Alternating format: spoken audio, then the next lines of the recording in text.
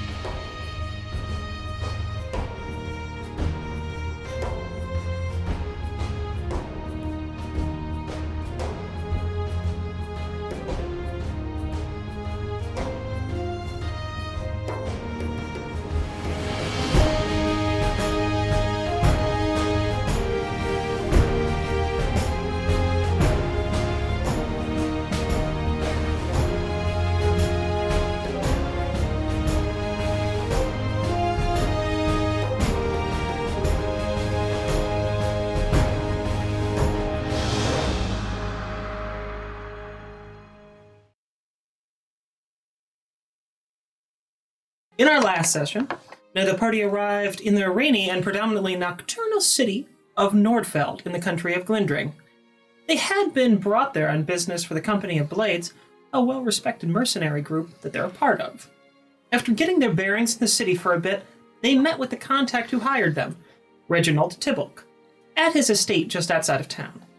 He informed the group that he hired them to recover a stolen piece of Furven tech, a broad descriptor for amazing technology that can no longer be made because no one knows how.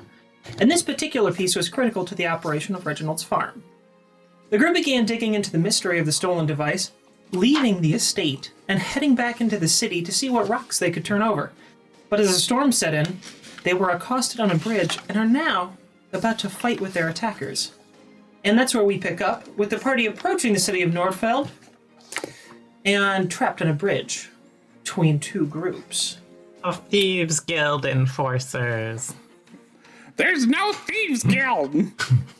But I believe precisely where we left off was Dromar having drawn his weapons and charging straight at the person who was talking to us. That is correct. So, I need everyone to roll initiative, and we're going to see how this turns out. Well, I rolled that die again, and it was not a natural 20 this time. So you'll all be Natural happy about 21. that. It was, in fact, an 11, so I have a 16 initiative. Yeah, I rolled an 11 too. Way to cover for yourself. My initiative is 12. Ulsa 15. and Nines. I have a mighty 5. Oh. Wow. So I'm just going to chill out on the bridge while I Nines is busy cleaning himself right now. Just dangle a paw over the edge. A dragonfly distracted him. I saw a fish under there. I'm just swiping at it. He accidentally ate some chocolate when in the feast we had, and so now he's just a little sick to his stomach. Coughing up hairballs right now. Or as I call them, projectiles. Thank you. Do they do acid damage? We've been into this, 4 or 5 minutes, and no one's Psychic made damage. a bad bridge pun yet? Not yet. I'm actually kind of I mean, surprised. go ahead, Greg. Well, we already got over that. I feel like a pun like that would be a bridge too far. Now that I've got That everyone's was initiatives mine. You rolled, used it. Now I'm all gone. the first character It's the Oh, God, there was another one. We're surrounded! And that bandit is going to take a roll at Ulseth higher And- initiative. and misses wide. That's good.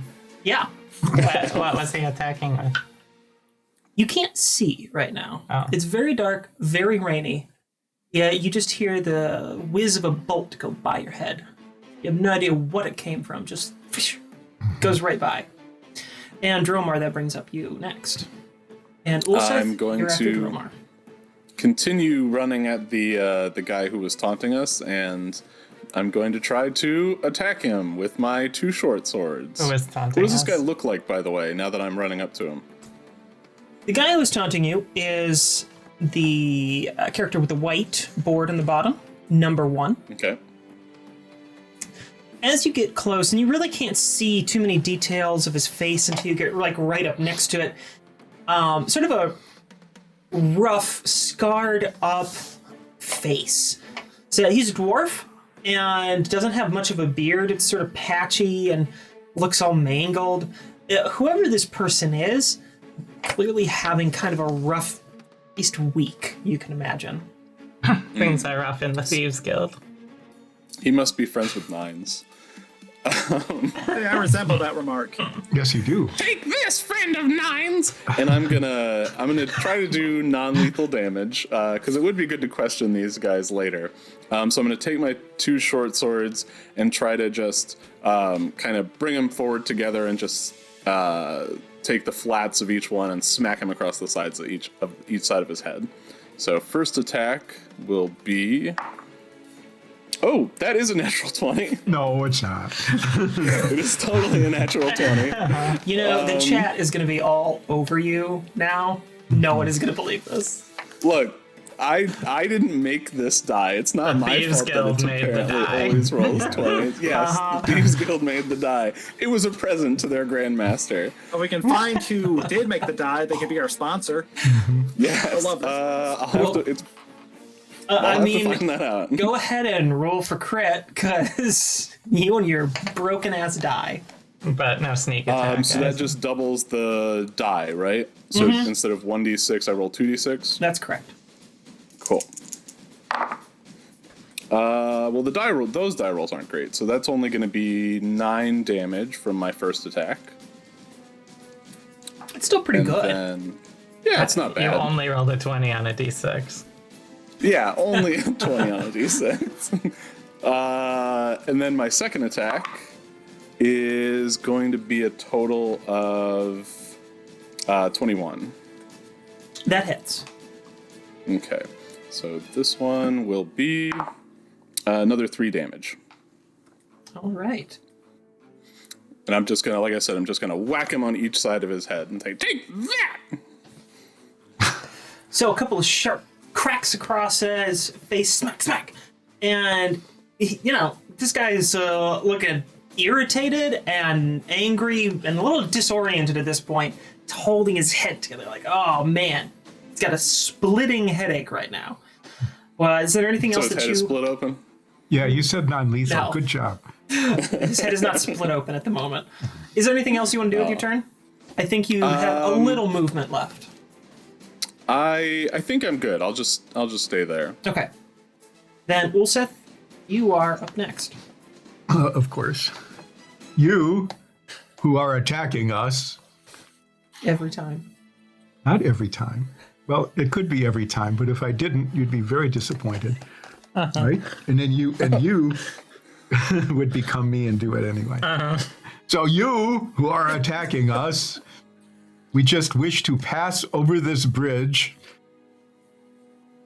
and go be on our way. We mean you no harm. Your leader, your taunter, apparently now has a split head. So you may surrender now, and we shall pass in peace. And in which direction are you saying all this? Toward the invisible person who's right in front of me. He's not invisible. You just can't make out what he shot at you with. Yes. Might as well be invisible to Ulseth. Visible to us. Yes. All right. Go ahead and make a Ulseth's not persuasion actually roll. even- I always do that. Yeah. He's not actually even looking at anybody. He's just like saying monologues out into the void, hoping 12. somebody listens. 12. You are able to reach him, but he just kind of goes, whatever. You couldn't reach him on an emotional level. That is most Does he- unfortunate. And then He I doesn't seem to be raise. really phased like this. He's Yeah, that's just usually kind of what standing there usually- still. that often You can't see any seems to be what expression happens. changes on his Should I move you up face. to No Am movement. I one away yet? Yes, moving up to him. Has he told Ulseth to talk to the hand?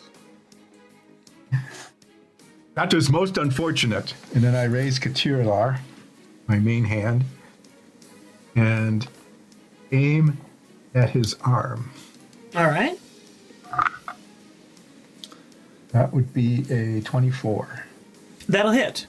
And that does 9 damage. As Like usual. a crit from a Bromar. Do you wish to surrender now?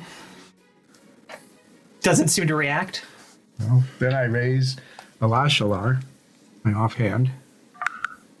That would be a 22. That also hits.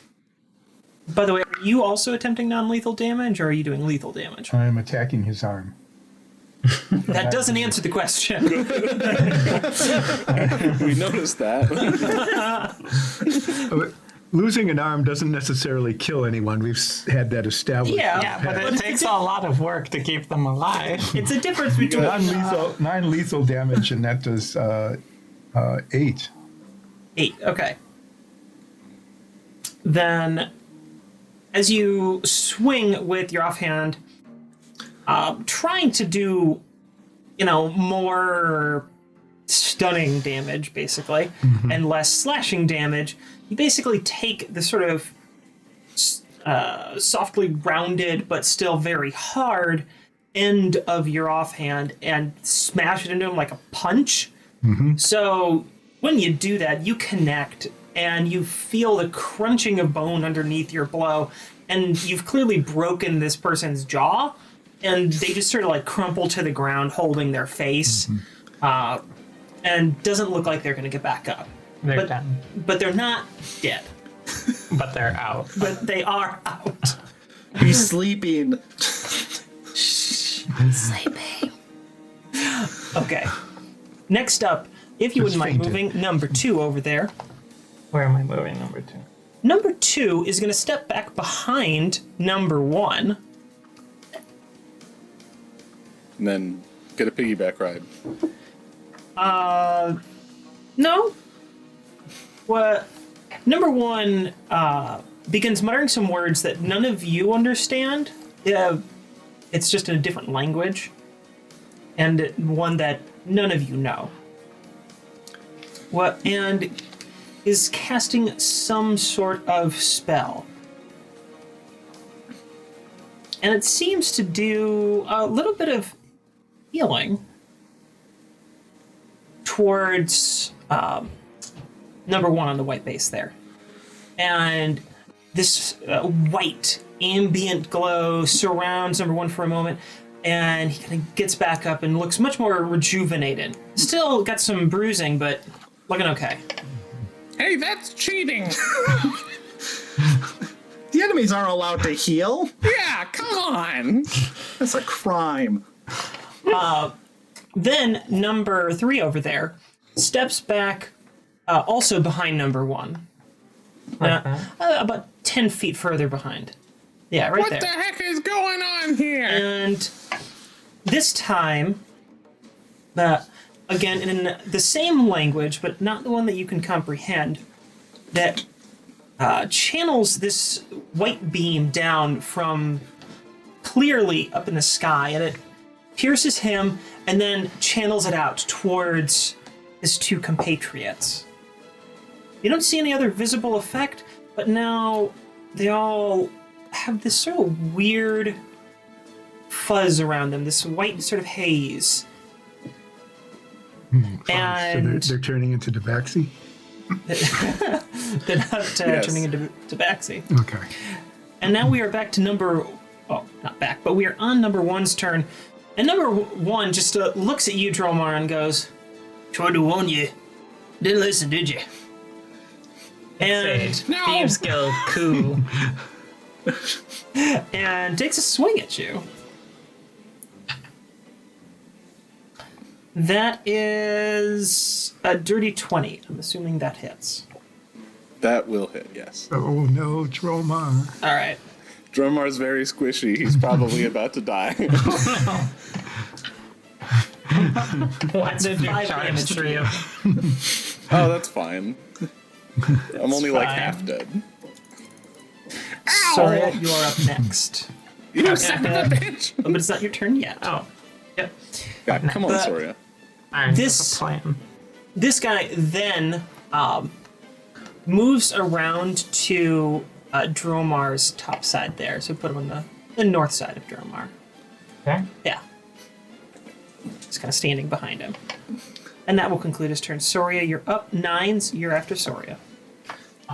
That move kind of messed me up a little on my plan, but I will move to the top of the stairs here. I know what Soria's gonna do. I Well- think. I was thinking of trying to fairy fire them, but his last little move there messed that up to hit all 3. Oh, can you not hit all 3 now? Yeah, he moved out of range of it. So I could hit the 2 spellcasters. Alternatively, given that Dromar is alone out there and squishy, I am going to try something else, and I am going to cast. I'm going to reach out towards the leader And in Sylvan, well, in my druidic sort of Sylvan, I'll say, hey, let's just be friends. And I'll cast Charm Person. All right. Yeah, come on, bud. Wisdom save. What's the save that 15 needs to make? Wisdom. And I believe if they're in combat, they have advantage on this save. Okay.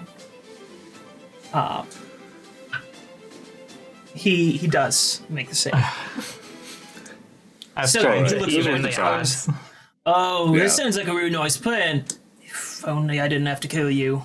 He understood my druidic. Yeah. Okay. Interesting. Um, Anything else, Soria? I'll move back 2 spaces. Sorry, Jerome. Why are you running away? Come on! Because 5 hit points is a lot more to me than it is to you. Yeah, fair enough. You're even squishier than I am. All right. Nines, you are up.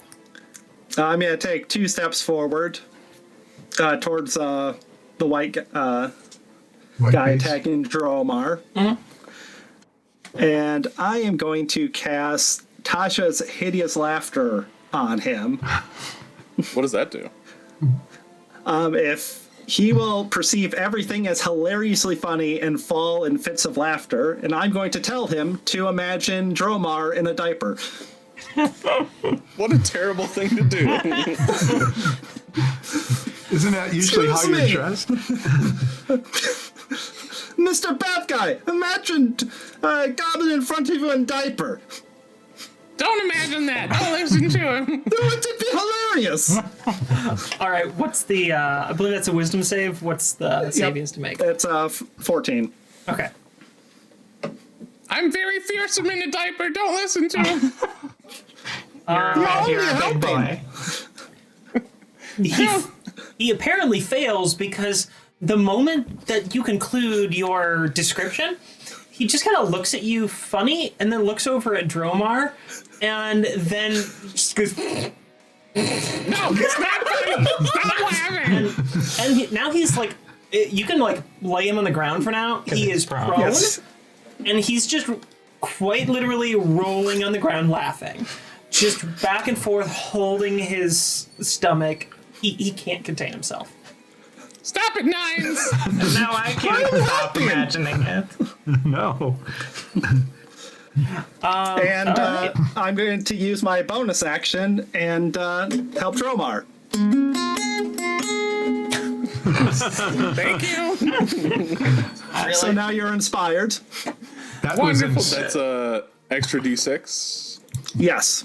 Perfect. Thank you. And you have that for the next 10 minutes. Awesome. So you feel a little embarrassed about being imagined in a diaper, but you're kind of like inspired It's by like it I as have well. mixed feelings about Nines right now. That's right. You're You're feeling very inspired freed. to hate me. Yeah. Maybe it is okay for me to wear a diaper. I mean, it's definitely okay for me to wear a diaper. I mean, we have a are president definitely who wore appealing one. to that under 7 crowd right now. The part And you the were over offended. 70 crowd. The part you were offended by was that people would think it was funny. Is that right? Yeah, exactly. It's very One guy finds it very funny. That brings up the last bandit, who's this little guy over here. If you wouldn't mind moving him towards Ulseth. There's actually nothing more dangerous than a rogue in a diaper because they never have to take a break. He's going to take a swing with what seems to be kind of a long sword. And that's a 13. Don't think that breaks your No, AC. no, doesn't. Okay. As he takes a swing, you easily just move out of the way and it hits the ground beneath you. That brings us back to the top with Dromar. Ah, well. So the one guy's prone. What does that mean in terms of combat? You have instant criticals, basically, because he's Okay. prone. And unable to defend himself under these effects. I think it's just advantage. Is it just advantage? Yeah, if they're Oh, yeah, unconscious, that's right. it's Yeah. an instant crit. It's unconscious. Thank you. Oh. So you have advantage on all of your hits. That's what it is. Yeah. Okay. Can get 2 20s. I could get 2 20s. And then if I'm trying to remember exactly how sneak attack. So if I have advantage, then I get sneak attack, correct? Yeah. Awesome. So, yeah, I'm just gonna, because Drummer has no idea how long this spell is gonna last. Nines didn't mention it, so I'm just gonna attack the guy that's laughing at me, because I hate being laughed at. Shut up! Stop laughing at me! And I'm just gonna, like, take my swords and kind of just start swatting at him on the ground. Just, like, taking the broadside of your sword and smacking him with it? Yeah, exactly. Well, I'm glad I had advantage on that one, because one of those was a 1, but the other one is 25. That definitely hits. So I will do 13 damage with my first attack. All right. Are you using your other attack? If that one doesn't take him out, then I will use my other attack. No, he is still, as far as you can tell, he's still going because he's still laughing. Okay, then yeah. He does get a saving throw every time he takes damage. And he failed that. Okay, so I'll just say stop laughing, and I'll keep swatting at him. And that's not great. That's 15. That But he also is hits. prone. Yeah. Cool. And this one is going to be... only rolled a 1 on the die for damage. I'm going to go ahead and use Fury of the Small, so I'll deal extra damage with this guy. It's like, stop laughing and stop being taller than me, stupid guy. Is he taller than you even when he's on the ground? He's a dwarf. Probably not. No. He wasn't that much taller than you. It doesn't I'm take just very much. furious. I'm very furious, so I'm going to deal that extra damage. So 2 more damage to him. So 3 altogether? Is that what it was? No, just 2 for that.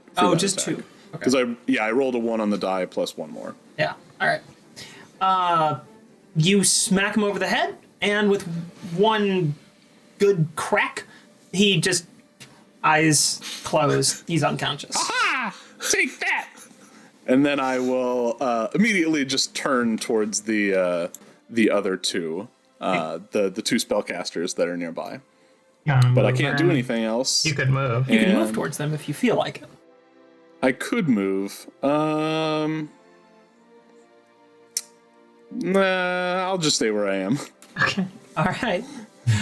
Ulseth, you are up. Turn me toward the attacker, please.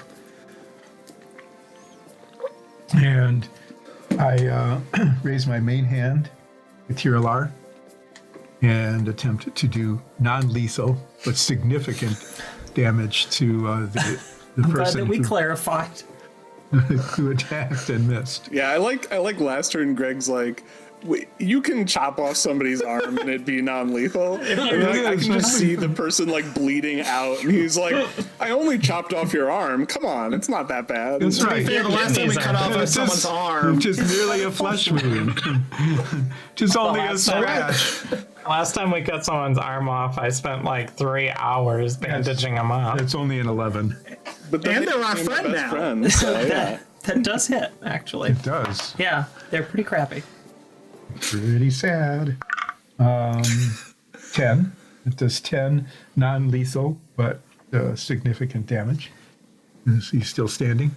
As you bring I'm guessing sort of like a broadside shot, Yes. like Dromar's been doing with your sword, you crash it across their face, and you feel your sword kind of waver as it would hitting the hard side of anything with its broad edge. And Hard-headed. This guy's like taking a blow and is down, knee on the ground for a second, but looks up at you, so he's still going. So then I bring my offhand, Alashalar, down non-lethally against the side of his neck. Blade first, non-lethally into his neck. No. I can picture Ulseth just doing his normal attacks, but just saying, like, this is non-lethal. 18. 18 definitely hits. And that does 6 additional damage. All right.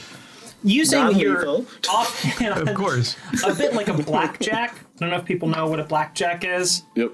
Yeah. So using your offhand a bit like a blackjack, you just bring your fist down with the guard and right on his neck, and he's out. Laying just all sprawled out, kind of spread eagle almost on the ground. Now, that concludes the amount of attacks, but you still have movement. Is there anywhere you want to move? Turn me around and move me, my full movement toward Jomar. Oh no, he fell off the bridge. Okay. All right. I have your backs. Now, for Also, numbers... did just hold off an entire side of the bridge on his own. Now for number 2 over This there. big dude. Number 2 is going to turn and make a run for it. Seeing that they're pretty outgunned right now, and Their leader's down. their leader's down, they don't want to stick around. So this guy bolts off into the trees, full movement to 60 feet. That's So there you come off the map, and the other one, not wanting to be left out here all on his own, does the same, just bolts off after his friend, kind of in this time in a language that you understand, definitely cursing and swearing up a storm. It seems like at his buddy who ran off. question. All right. Yeah. If I have a spell that's 90-foot range and I move my 30 feet, will I still be able to hit them before they escape? Theoretically, yeah, I think you would be able to. Because they've moved in this single round 60 feet away from you, and it's a 90-foot range. And I think even without them, yeah, you should be able to if you move your 30 feet. Okay. I just wanted to ask before we ended combat or anything like that. Well, that's why I haven't ended combat yet. Okay. Yeah, and I've got a That- hand crossbow, so I could theoretically And still because do something too. the leader is down, and they both ran off, it's actually your turn now, Soria. Oh, great. All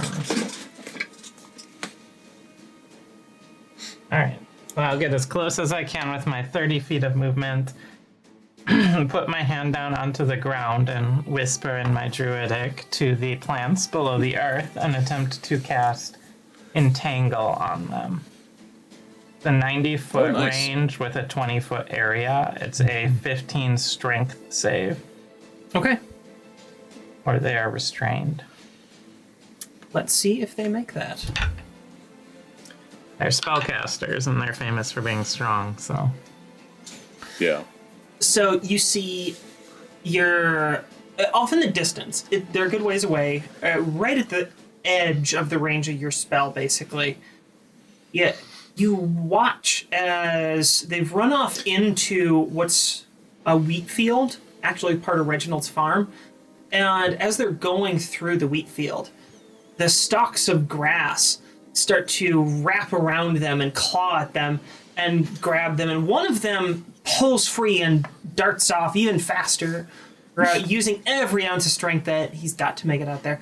But the other one, the one that was lagging behind a bit, is grabbed and pinned to the ground now by the wheat stalks that have come to life under your spell. Anything else you want to do? No, that's like all my spell slots. Okay. Yeah. Then, as you do this, you all hear a voice off in the distance, about 60 feet from you. And it's this sort of intimidating, booming voice, but not like deep. It's just threatening and loud. I thought I might have to step in for these idiots. And as you turns over to focus on this new sound, you see a woman standing there with clearly sort of sorceress, wizard sort of vestments, and she's casting this firing, swirling death spiral looking spell at you guys. So, and Nines, it is your turn. So Where I is can she see this. located? Yeah, where is she located? Let me get out the token here.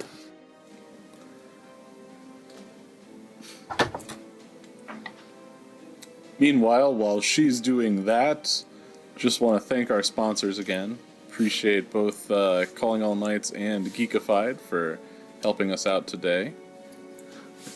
And let's see what's going on the battle map there. Right on the edge there.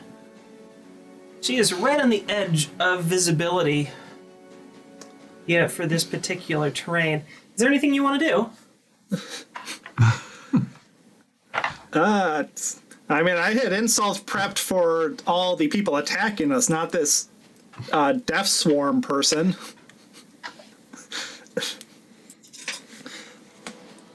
Just come up with an off-the-cuff insult. That's how insults work. You need to let it marinate. I don't think that's true. Just say you suck or think so. something. Yeah, that's really all you'd ever do anyway. You suck! Are See, you that wasn't so hard. are you just saying that, or are you using vicious mockery, or like I'm what? going to viciously mock her. All right. That was very vicious, Nines. Listen, mockery. Yeah, very mockering. And vicious. All right. You shut that out, and go ahead and roll for damage.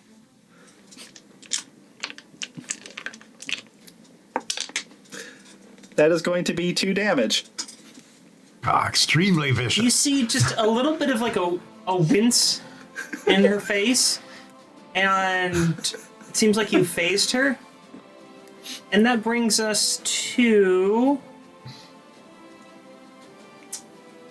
Dromar. And right as you are about to take your move, it seems like this cast is finishing when all of a sudden a long, like 6-foot blade pierces through this person's chest. 6 foot. Unexpected. Yeah, it's about a 6-foot blade. Oh no. Oh no! Wait, was It's it a actually gone? I didn't know vicious mockery could do that. You used divine This is great intervention. spell. Call down your deity. As I'm sorry. Is she, 6 foot do I see blade. anyone stab her? Was it non-lethal? this 6-foot blade is definitely not lethal. This about 6-foot blade is just like completely gorged through her. Almost the entire length of her body is now out from the end of this, and she just looks stunned. As She just got Sephiroth. pretty much. Yeah. And Do I see someone behind her? and then you see the body go like careening off the end. That lands about 15, 20 feet forward. Did she And- drop any good loot? We still Like get a loot. XP for that, right? And I did damage. We contributed to the battle. and behind her is Commander Soloth, holding this massive blade that you guys had never seen before. And he's standing on his right leg. His left leg is still raised in this kind of high kick position, and you start to piece together, he catapulted her off the end of his blade by kicking her off. The steam and whirring from his left leg starts to slow, and little bursts are going off, venting some pressure, it looks like, and he just looks at you and goes, "Is everyone all right?" We were Yeah, we're doing fine. non-lethal I am damage, fine. Commander. I told her she sucked. I never knew you were in a Final Fantasy game. As you Commander Zoloth, we had not ever seen that sword before. Buddy, really? You guys always have to do this? Always. My At least we're consistent. my entangle spell only lasts for like a minute, so we might want to subdue that other guy. Since it's apparently my turn. Battle has now ended, by the way. Oh, okay. Yeah. Well, then I'll run over and tie up the entangled person. Just whispering. There's not a whole lot You're of gonna it. attack him for being taller than you. He just kind of goes along with it. So you guys are okay. Soloth is now putting the blade back behind him, and it actually is sort of shrinking with little mechanical like tink tink tink tink tink, and he slots it back into a sheath behind him. Ooh, it's a steampunk sword. I need to get me I thought one. it was nanomachines. I thought you would hate a giant sword like that because of how big it is. No, I'm fine with it. Oh, okay. It's good. I will go It will just and make you look smaller. tend to Dromar's wounds That's all right, and as long as the I can wounds of any keep of the people's butt with bandits it. or Thieves Guild, whoever these guys are, you know. There's not a whole lot of Clearly tending to Thieves do Guild. to most of the wounds for the people who are still living. Yeah. I mean, you guys gave most of them a pretty bad headache when Okay. you knocked them out. Well, I will tend to Dromar's wounds. Okay. Thank you, Saria. Yeah. Why don't you go ahead and heal 2 hit points from your ability to just sort of do a little mending on the spot. You're a I'm at little... about a 10 out of 13 now. That's a very weird scale you use. Yes. You know, it felt right to say, you know. So Ulseth moves up to the end of the bridge. Well, we're out of combat now. I know I want to say something. Oh, okay. The battlefield's not on. Oh, okay. He's gonna take out his soapbox and get up on it and start Just making an another even speech. taller. Ulseth shouts out, "You who were speaking that unknown language, Gratz They're all Dun-" unconscious, also. Not this one. The That is true. The one out in entangled the one field is is not. And that person was speaking an unknown language. You who were speaking that unknown language, Gratz Dun Balim. No one seems to react to that. Dromar, you're currently tying up the only one who's conscious at the moment, and there's no reaction from this. You've heard Ulseth ask this, well, really Yeah, state this many phrase times. a few times now, so you don't notice any reaction when Ulseth utters this phrase. And as usual, Ulseth is Don't very worry about him. He's just kind of crazy. Yeah. is disappointed We that never they're- asked him about that. Ulseth lets out a very long sigh and is once more disappointed that no one understands the phrase that his teacher had left him. No one understands me either, Ulseth. Maybe the meaning is actually in your heart. I do Maybe not think so. Gratzdun Balin is the friends we made along the way. Yeah. Oh, God. I'm gonna bring the tied up person back over to the bridge. All right. Ulseth is beginning to question his continued participation in this group. But just, I mean, what else are you gonna a do? Just fleeting wander thought. around saying that over and over again? Just I think yes is the answer to that. walk, yeah. Ulsa just walks into a random town and yells "Gratzdun Balin," and nobody Balim responds, and he just Balim. walks away. I'm going to do. This is a very important thing for me. I'd like to look over the equipment of the captured bandits, especially the 2 spellcasters we captured, and see if there's anything that sort of stands out to me from my arcane training. Especially the dead one, because she doesn't need anything on her body anymore. When you're rummaging through the bodies, there doesn't seem to be any sort of arcane or divine items here. Nothing that's Is there a charged. Thieves Guild membership card? Yeah, There are no Thieves Guild membership cards. Is there any spare change? There is spare change. As you kind of pat all of them down, go through their clothes for loose change, you find They're only mostly dead. you right. find 16 silver. I found 16 silver. Oh, that divides equally. 4 apiece. Sometimes the DM doesn't want to waste a whole lot of time on math. Thank you, DM. Are there any? Do they have any weapons or armor that any of us could use that's better than what we have? No. Um, Anything that they're wearing is, you can tell pretty quickly. There's nothing outstanding about any of this stuff. It's all pretty normal, just leather armor for most of them. Couple have some like sorta okay silk that they're wearing, but it's pretty beat up. And the most valuable thing on them was the silver and maybe a couple spell components. do they Like a few copper. do they have any identifying things other than their Thieves Guild IDs? They do not have Thieves Guild IDs. Well, no, they burn them. Because there's no Thieves Guild. Then why do they have There those is- IDs? Why? Okay. And why did I'm they gonna burn plop them? down the one that's still conscious. I'm gonna plop that person down on the bridge, and I'm gonna say, "Who are you, and why are you attacking us?" They're not currently attacking. This is Why They did were. you attack us? this is a fairly Why young did you looking. attack us? This is a fairly young looking drow, and he's got sort of stern, hard-worn features. But these kind of brilliant gold eyes that are now reflecting in the couple of torchlights that are lit on the bridge. And he just looks at you a little like, really? You're gonna ask me this? And says, you know, we get hired to do all sorts of things. I don't think that you're very special. What do you want from me? You're wrong. We're very special. but who hired you? I don't know who hired any of us.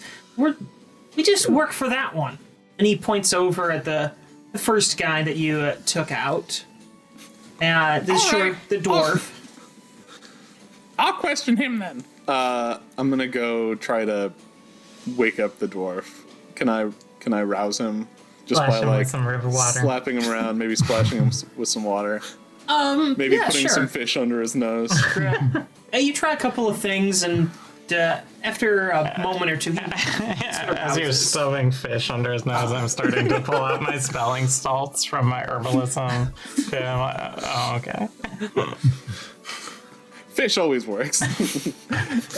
Especially the ones that have been on the You smell same. like fish. Wake up! Wake up! What do you want? Why were you attacking us? We got paid to. Duh. Who hired you? Who paid you to attack us? Well, I don't know. The usual folk. Some mysterious dude who looks way better than everyone else. It's always the kind of clientele we get. I didn't hire you to attack us. No, he's that cool-looking guy. Yeah, who looks way better than everyone else. I heard what he said. They look like you in diaper. Shut up. Boy, Even look, in a diaper, I look better than you, Nines. That's I'm true. in diaper though. he's just kind of looking back at you two bickering. It appears to me as though this member of the proletariat had been hired and abused by a member of the bourgeoisie. We don't know that he's proletariat. I feel like, yeah, he's just being abused by the capitalist system. I mean, I'm That's very pro whatever possible. the hell gets me out of here. That's what I am. Look, what did the person who hired you look like specifically? I don't know. It like buff looking. He's this real big, tall dude, cropped hair. How tall? About Wilseth's height? No, point to Ulsa. Yeah, not quite that tall, but a little shorter. Maybe like 3-4 inches shorter than him. What did his feet look like? Tell us about this feat in great detail. Did he have sort of square-toed shoes? I'm not going to shame anybody for what they like in life. What they like in life is perfectly fine. No one should ever be shamed for that. But I don't go around looking at people's feet, alright? It's not my thing. Look, Not interested in people's feet. That's fine. I don't care what you're interested in. What did he have square-toed shoes? I don't really remember. See? I don't spend much time paying attention to, like, who's wearing what stuff and everything. clients. Maybe you should, in How case much someone asks did you questions get? about it. How much The did less you... I know, the better for my clients, typically. So I try not to take in too much of who they are. How much did you get What? paid? Well, we got paid, 4 gold beforehand, 6 gold when the job was done. I guess we ain't getting that 6 gold. Yeah, that's right. You're not getting that 6 But maybe gold. we could. Oi, I mean, maybe. I'll make all of you do, because you seem to be better folk than, well, most of the people who we get hard to handle. I still got the full gold on me. And I got a note from who done hired us. You can have both if you just let me and my boys go. We need one more thing at least. Where were you supposed to meet him to collect the gold? Oh, he didn't want to meet me anymore. He said that he would pay that... Oh. Well, that one is The laying dead over person? there and the whole bunches of blood coming out of the chest. That one. So she has gold on her, is what you're telling me. Oh, I don't think so. Well, Where did you meet the first time? we met at this tavern in town. What was the name? It kind of seems to glaze over a little bit, thinking of where. Oh yeah, it was the Saddest Pony Tavern. That's what it was. That sounds awful. Oh, it's a great little place. Why would you name your tavern that? Technically, I feel, since, I don't want to upset Miss Grange, it is the Saddest Pony Tavern, Notary, and Chapel. And That's so, very weird. to be clear, was that saddest as in SADDEST or saddest as in SADIST? The former. 2 more questions. What was your name? My name? Well, my name is, Franklin Shortbeard III. My And- family's never had much in the way of the facial hair. And what was her name, I say, pointing to the lady who got Sephiroth? Well, we always just called her Maggie. Yeah, I honestly didn't know her very well. She was hired sort of adjacent to my crew. See, the funny thing is, she actually got the bill of taking you guys out first. And then she came looking for us. Huh. Subcontractors. Now, there was one of your party members who got away, one of the spellcasters. Not this one. And I'll point to the one that's tied up. The other one. Where would they go, and would they report back about us still being alive? Or would they just go hide? It's not very good reputation building if you report back when you don't manage to succeed on the job. Usually you just want to disappear after that, so I'm pretty sure he's not going to say anything. But, look, if you all swear to me that you'll let us go, I'll help you find him. I don't think you'd do a whole lot of good to ask him, because, well, none of my boys know more than I do. If we can locate him, what if Maggie asks him? It's over at Maggie. I don't think she's going to do a whole lot asking. She might. Florian's very good at disguising herself. I'll need What to that wash means. off those clothes, though. Yeah, and maybe sew up the holes in the front and back. Yeah. No, don't do that, bud. Okay. It's weird. Supposing if Maggie were to come back as some sort of animated corpse or something, I'm pretty sure. Like a weekend at Bernie's type thing. It was a guy I knew a while back. We had a good weekend at his place. There were some Sounds like a animated horrible parts weekend to involved. me. Sounds terrible. A bunch of corpses like dangling around. Ugh. Anyway, suppose if the reanimated corpse of Maggie, came and asking him questions, he might, mess his britches a bit, since she's dead and all. That'd be pretty weird. But he'd probably answer some questions. Don't know what questions you'd want to ask him at that point. Well, does he Well, know we she's need to dead? know. Oh, how am I supposed to know? He done run off. I meant I didn't mean that guy. I meant you're the person who hired. Oh, Yeah. see, that's different. Yeah, probably. Okay. They probably. All right. Stole Maggie. Here's what I'm thinking. I'll disguise myself as Maggie. Franken here will help us find the person who hired them. And we'll take his 4 gold and his letter. Yep. And That sounds good. I do have one more question, though, Yeah, go ahead. if I may. What do you know about this supposed thieves guild around town? Thieves Guild. Yeah. What Thieves We've Guild? been hearing... Yeah, exactly. That's Thank what you. a member of the Thieves Guild would say. Exactly that. I think it's code for there is Thieves Guild. What branch No, of the there's- Thieves Guild do you work for? Larceny? Grand Theft Carriage? Thieves Guild. Pilfering. Oi, don't know your name, the greeny one, but Dromar. Druma. They always been like this. Yes. Yes, they have. Yeah, there's no thieves guild. I know that. You obviously know that. But Why does People everyone keep- think there's a Thieves Guild? There was a I press don't release. know. There was apparently some sort of article written about it a few years ago, and there's a whole thing. All these rich people seem to think there's a thieves guild, and we all know there's no thieves guild.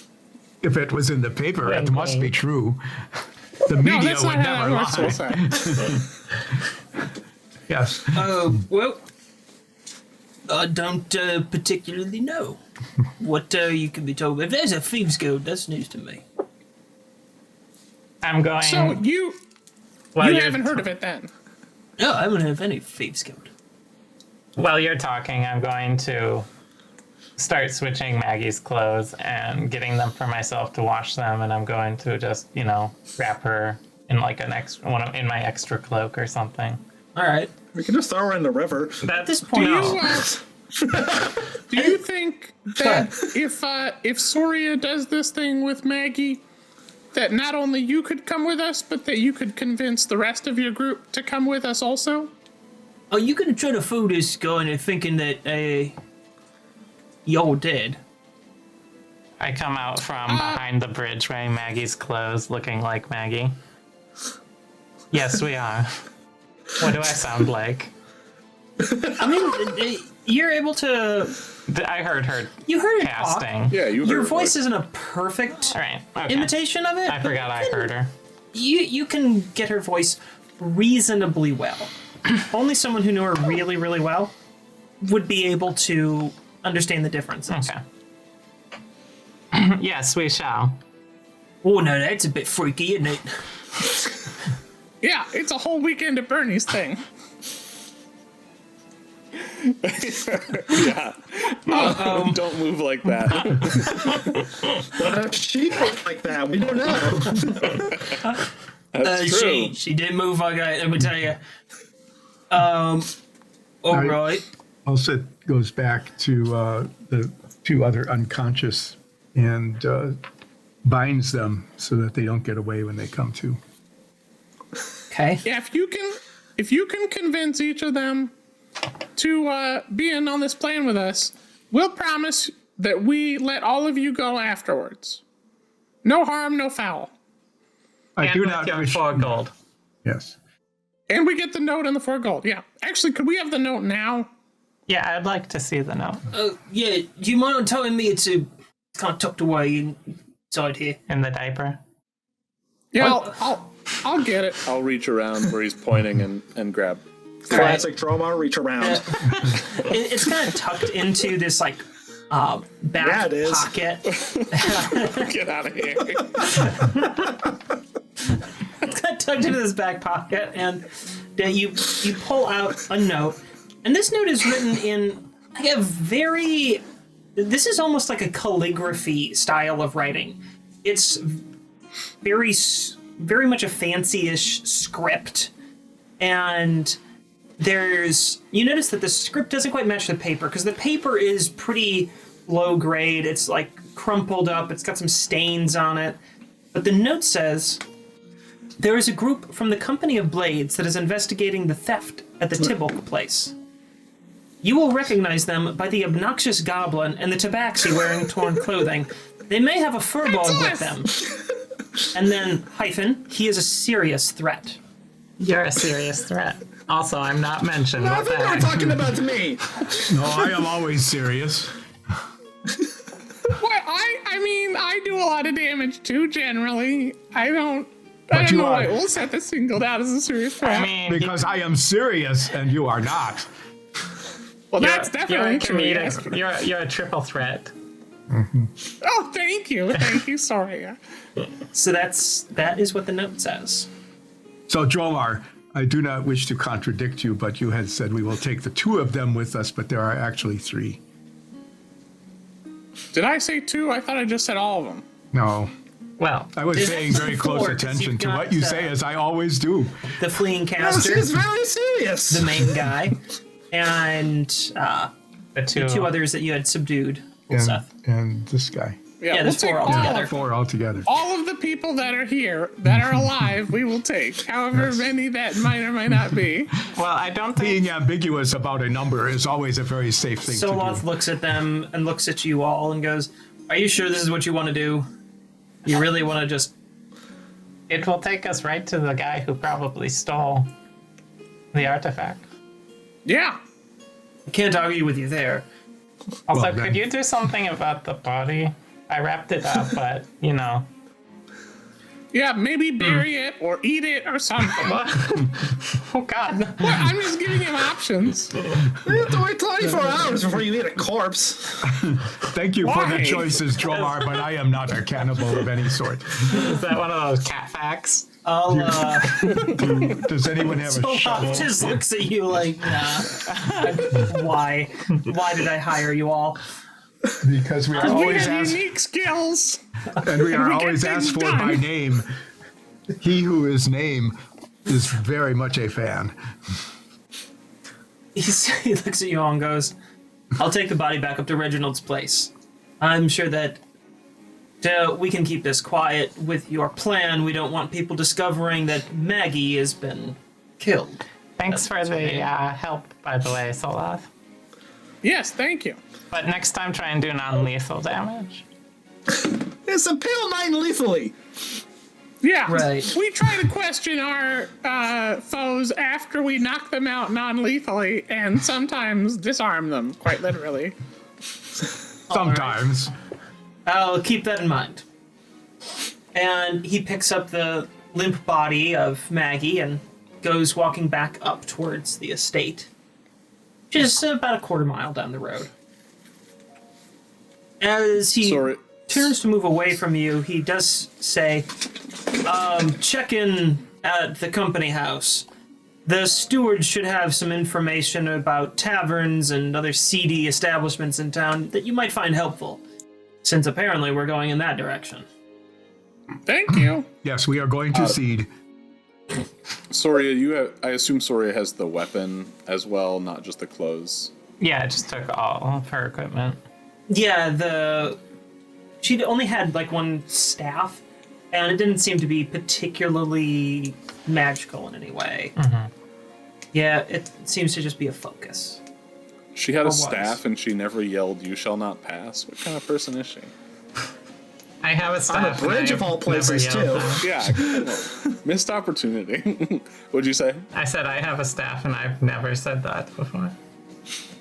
Well, now's your time. Right now? Yeah.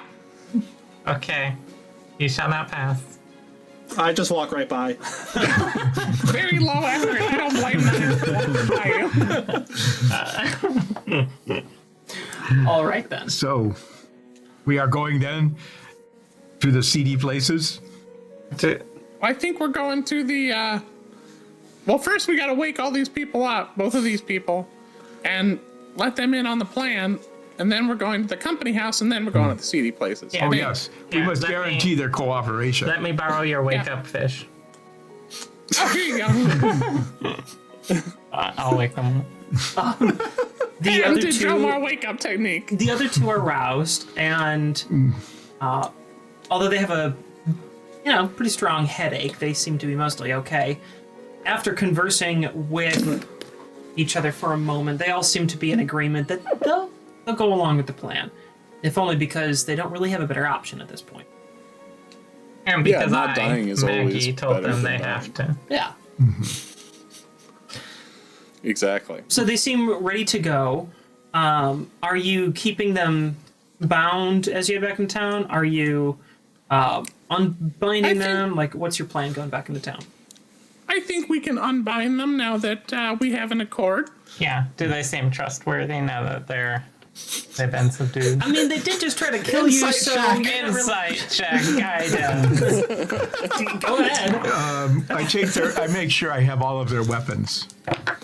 I think that's I fair. They don't rolled fight with you on an that. 11 insight check. Dirty I got a 20. 15 insight check. Trustworthy. So the three of you are all just glaring at them, and Ulseth much more rashly just takes Gets a their tw- weapons. And gets a 20 on an insight check. And Ulseth has a really good sense because they were just like, yeah, sure, here, and handed the weapons over to you. You have a pretty good sense that they're just going along with this plan because you all pretty easily bested them. Also, Based all on the your unconscious experience? ones, except for You know, the leader, doesn't know that I'm not Maggie. yeah, they don't really have an idea that you're not, but their leader did explain that that's not Maggie. Yeah, but it kind of is. He didn't really understand what was going on. He said something about a Bernie, and it wasn't very. He sounded about as confused as they looked when he was explaining. But they- Such confusion is common after a head injury. Yes, Yeah. indeed. You know, I'm fine with taking their weapons now, but we should probably give them back before we execute the final part of the plan, because it would seem weird. I heard execute. If, Let's go. Yeah. Execute. Execute. So we go back to the guild house, Yes. All right. Company house. company house. Yeah, you head back to the company We go house. to the thieves guild house. Does that work? No, Just saying that. just saying that. The fast travel point. Yeah, can we just look on the map and fast travel to the Thieves Guild house? Yeah. It's in a crypt with a secret button right in the middle and a red carpet leading to it at the edge of And the town. secret button says, "This is not the Thieves Guild." There's not another entrance in the sewers over there. Also, don't press this button. This isn't Yeah, a but button. you can only get to the door, and then it's like you must download the extra content to actually get into the Thieves Guild. Yeah, Yeah. we don't have the thieves guild DLC. If you in guys this want to fast campaign. travel, I'll have to make a loading screen to put up for everybody. I said, no, it's. But that's just a fake button. Over to the side is another button that says only thieves may push this button. Yeah. It's an honor system. Then they ask you for your membership card. But they let you go in once to try the place out and see if you like it. Oh, you don't need a That's how they membership get card you. because everybody burns their membership card. I assume they ate it. Just so no one can get it after they eat Are we it. at the company they house? Is that where you guys decide you finally want to be? Company house. We're As going you- to the company house, As you walk back into the company house, so a where there different are steward no greets fake you. buttons. It seems like they have shifted now that it's fairly late in the day. Yeah, you'd guess it's getting near towards midnight after combat and trying to resolve this. You're all soaking wet. Because while you're out there, I mean, it was just like pouring rain in the middle of all this. And it did let Nines up. is not amused. Yeah, Just you're looking pretty raggedy right now. How water resistant are our company cloaks? Not really very resistant. I mean, yours has a towel in it, doesn't Yeah, I it? was just thinking that. I'm like, so if they're water resistant, I can just use the side to dry myself off. I But thought they otherwise, were- my Yeah, it was- cloak weighs like 1 billion pounds. I thought we sewed wolf. It is a good thing there are no stairs because your cloak now weighs 1 billion So- pounds. Don't we have wolf fur lining? Yeah, we have wolf You do. fur linings as well. Did you yeah. just layer that on top of your towel? no. The tailor that actually- you went to, Dammy, is more talented and thoughtful than that. She removed the towel lining, put in the wolfskin lining. So it's partially water. The cloak is just cloak. It's just, rough spun cloak. Not anything really fancy with a little dye.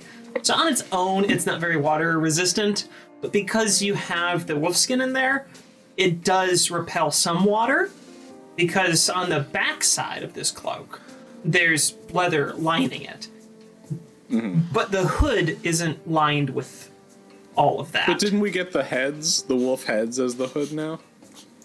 Wasn't that part of the Did we do plan? that? I don't remember you guys ever doing that. Oh, we totally talked Yeah, about that. we're the We were lone getting- wolf pack. It was that we were having the wolf heads as the hoods. I'll give it to you. Sure. So those are now looking very sad at the moment because it's all this fur that's not like. Does the company Sad house dog.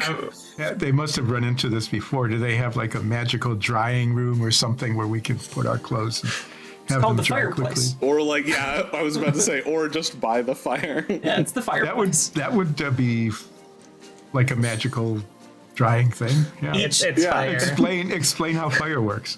Each room has a No. each private room has a little fireplace, not as big as the main hall, but large enough to heat the room. And they keep putting some logs in there so the fire can be going when you want it to.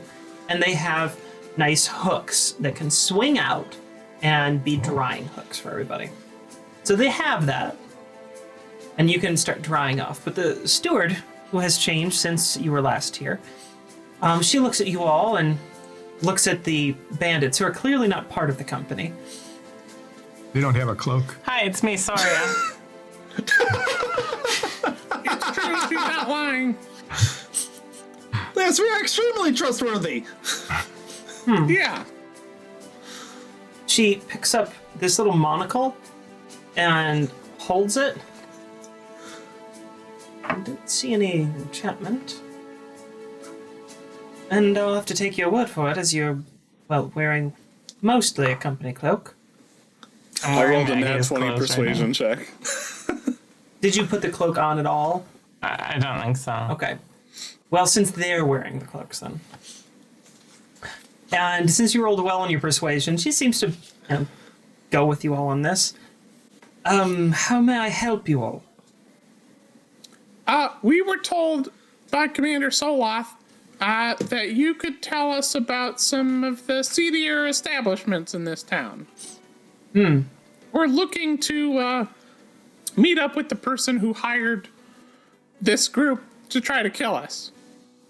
But don't worry, they're our prisoners now. She looks up and down at all of them. Yes, I believe the seedier establishments would be the most appropriate place to send you all. Well, boy, nice to meet you. They said that they met at the Saddest Pony Notary and Chapel. But that's not where they were going to meet back.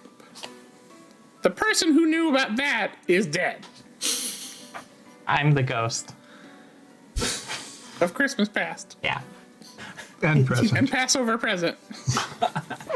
You guys are really And helping the Passover, steward figure everything out right now. So do we want to go to the saddest pony? Well, And that is saddest as in not happy. That is correct. Not sadist. It is not the sadist pony. that's next door. To torture. So when we go people there, we're ride gonna it. vandalize this sign too. And just see Ulseth going like to some place that's like the saddest something. And he's like, "Oh, this is not what I expected. This is the other thing." And now he just always asks that now. One cannot be too careful when there is confusion among words. Yes, the saddest pony tavern, notary and chapel, I believe. And the four bandits are just kind of nodding like, yes, yeah, that's it. You will find that on the east side of town. Now, I think on... what is that? De Quincy Street. Ah, yes, Quincy Street. I think you may also want to examine if you're simply looking for seedier places. What is the name of that dreadful little place? Festival Chorus, I believe? Yes, it's a small neighborhood eatery on the north side of the city as well. Yeah. And I believe that is a place where many fences gather. A lot of stolen goods seem to go through there. And of course, if you're looking for the less scrupulous individuals, you may wish to check out the Blackwell Bar, which is where you'll find more of the well-to-do scoundrels. Oh, wonderful. Also, by the way, speaking of scoundrels, have you heard of the Thieves Guild? I have indeed heard of the Thieves Guild. I believe they ran an expose on it 1 or 2 years ago. Why do you ask? What? Well, we keep hearing about this Thieves Guild, and no one seems to know a whole lot about it, except that they're apparently very nefarious and everywhere. But I was just wanting to know more information about it. Omar wants to know a lot tell us- about this thing that supposedly doesn't exist. Yeah, shut up, sorry. Can you tell us anything about it? Or otherwise, we were going to head to the library at some point and look up that article. I'm not really sure that I have much valuable information to share. I don't usually spend my time reading tawdry newspaper articles. However, I believe you shall find the articles of your interest at the library, as you have already determined that destination. Now, I'd recommend that you look there. They do keep a copy of the local newspaper. Oh, wonderful. Well, thank you. Thank you very much, Stuart. Yeah, so Is which of there- these... I'll turn back. Anything I can help you with as far as accommodations? Are these four gentlemen staying with us? I don't think so. I think we'll probably be. I mean, if we were the murderers for hire, we would probably want to get our money as quick as possible after. Yeah, as of now, no. But we'll let you know if that changes. Thank you. Is the buffet open? There is always food available to company members. I just walk Well, right we in just there. ate. Yeah, we just ate a whole bunch of. You guys did just eat in game time, like All we've 2 done hours today ago. is have 2 meals and Builds up appetite. we had breakfast. Then we went to the Tibble Estate and had another breakfast. And then we just did a little investigating and fought these dudes, and now we're back here. We've only been awake for like an hour and a half. had one breakfast, then second breakfast 11Z. for 11Zs. We need to Establish it's a little before midnight. Nines, let us go quickly to the buffet. they I do had not know what Dromar's problem is. While they're having some buffet, they had said that Maggie was going to meet with the person that hired them, not at the Status Pony, but at a different place. Yes. Okay, so I'm thinking maybe this Blackwell Bar is the place to go. Yeah, that sounds good to me. At least it's a good place to start. Yeah, if someone's able to throw around 10 That sounds gold as good just as to this murder filter. us, well, at least murder you 3. I wasn't mentioned in the note. But, I'm sure they would have left you alone, yeah. they're probably going to prefer going to a nicer place. And I like their agree. illicit activities. Yep, sounds good to me. Does that sound good to you? I'll turn to the 3 bandits. I mean, we're your captives, so wherever you take us. Yes, let's get permission from our prisoners. That's a great I idea. mean permission. I meant, does that make sense? Like, does that logic what was the name of the cult? What was it? Blackwell Bar. No disrespect to Dromar. However, there are 4 bandits with us, not 3. You're seem not to very good at numbers, Drum. No. Dromar has problems counting. It's okay. I'll teach you when we get back. Great. So you Great. Now are- we have 2 people are bad at it. You who are bandits, I am sure that Dromar meant no offense by leaving one of you out. Yes. And then I have another. Before we go, should we divide up some good berries again? I used all my spell slots, so there's no good berries. Bad. Bad berries. What is I have these mushrooms. what's Maggie's disposition like generally? Is she mean? Is she nice? You're asking this of the bandits? Yeah. Don't really know her very well. She seems mostly full of herself. Follow herself. Okay, I can do that. Yeah, just pretend to be me and Nines combined. That would make us a 10. 9 plus 1. That would make us like at least a 19. I mean, You're pretty short. Yeah, you're not tall enough for that. All right. so your number is based on your height? Yeah, I assume. For you, yes. Also, it's probably a 13 or 14. Shall we go This to? is- Shall we go to the Blackwell bar? Arbitrary. You guys are leading. Yeah. Okay. Stuff whatever food you want in your pocket. Execute. We're going to the Blackwell bar. Yes. Thank you for that, Dromar. We are executing. And when we get there, the three of you are dead. So, hide. I have a disguise kit. As do I. I will stay respectfully out of sight. That's just gonna put a wig on. Man just puts a mustache on and yeah. Oh, you look like a Himalayan now. Guess we should probably not bring our cloaks with us, too. Nine spends an hour just reversing the colors of his stripes. So, yeah. All right. So we'll leave our cloaks by the fires in our rooms so that they can dry out while we do our execution to the Blackwell bar.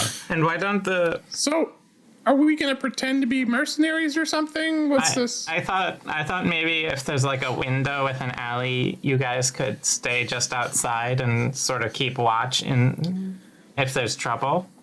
Are you trying to turn me into an alley cat? Yes. Is this more? Are we trying to take this guy out, or is this just a fact-finding sort of thing? We are attempting I to think- get 6 gold and find out if this person knows anything about the theft. The gold seems fairly secondary to me. Like, if we get it, sure. But I feel like figuring out why somebody's trying to kill us is probably more important. Gee, Dromar, I am most surprised that you put right. gold second. Actually, you think- should find out if they will keep trying to kill us and just increase the gold amount. And I just think And we then we'll should. get infinite gold.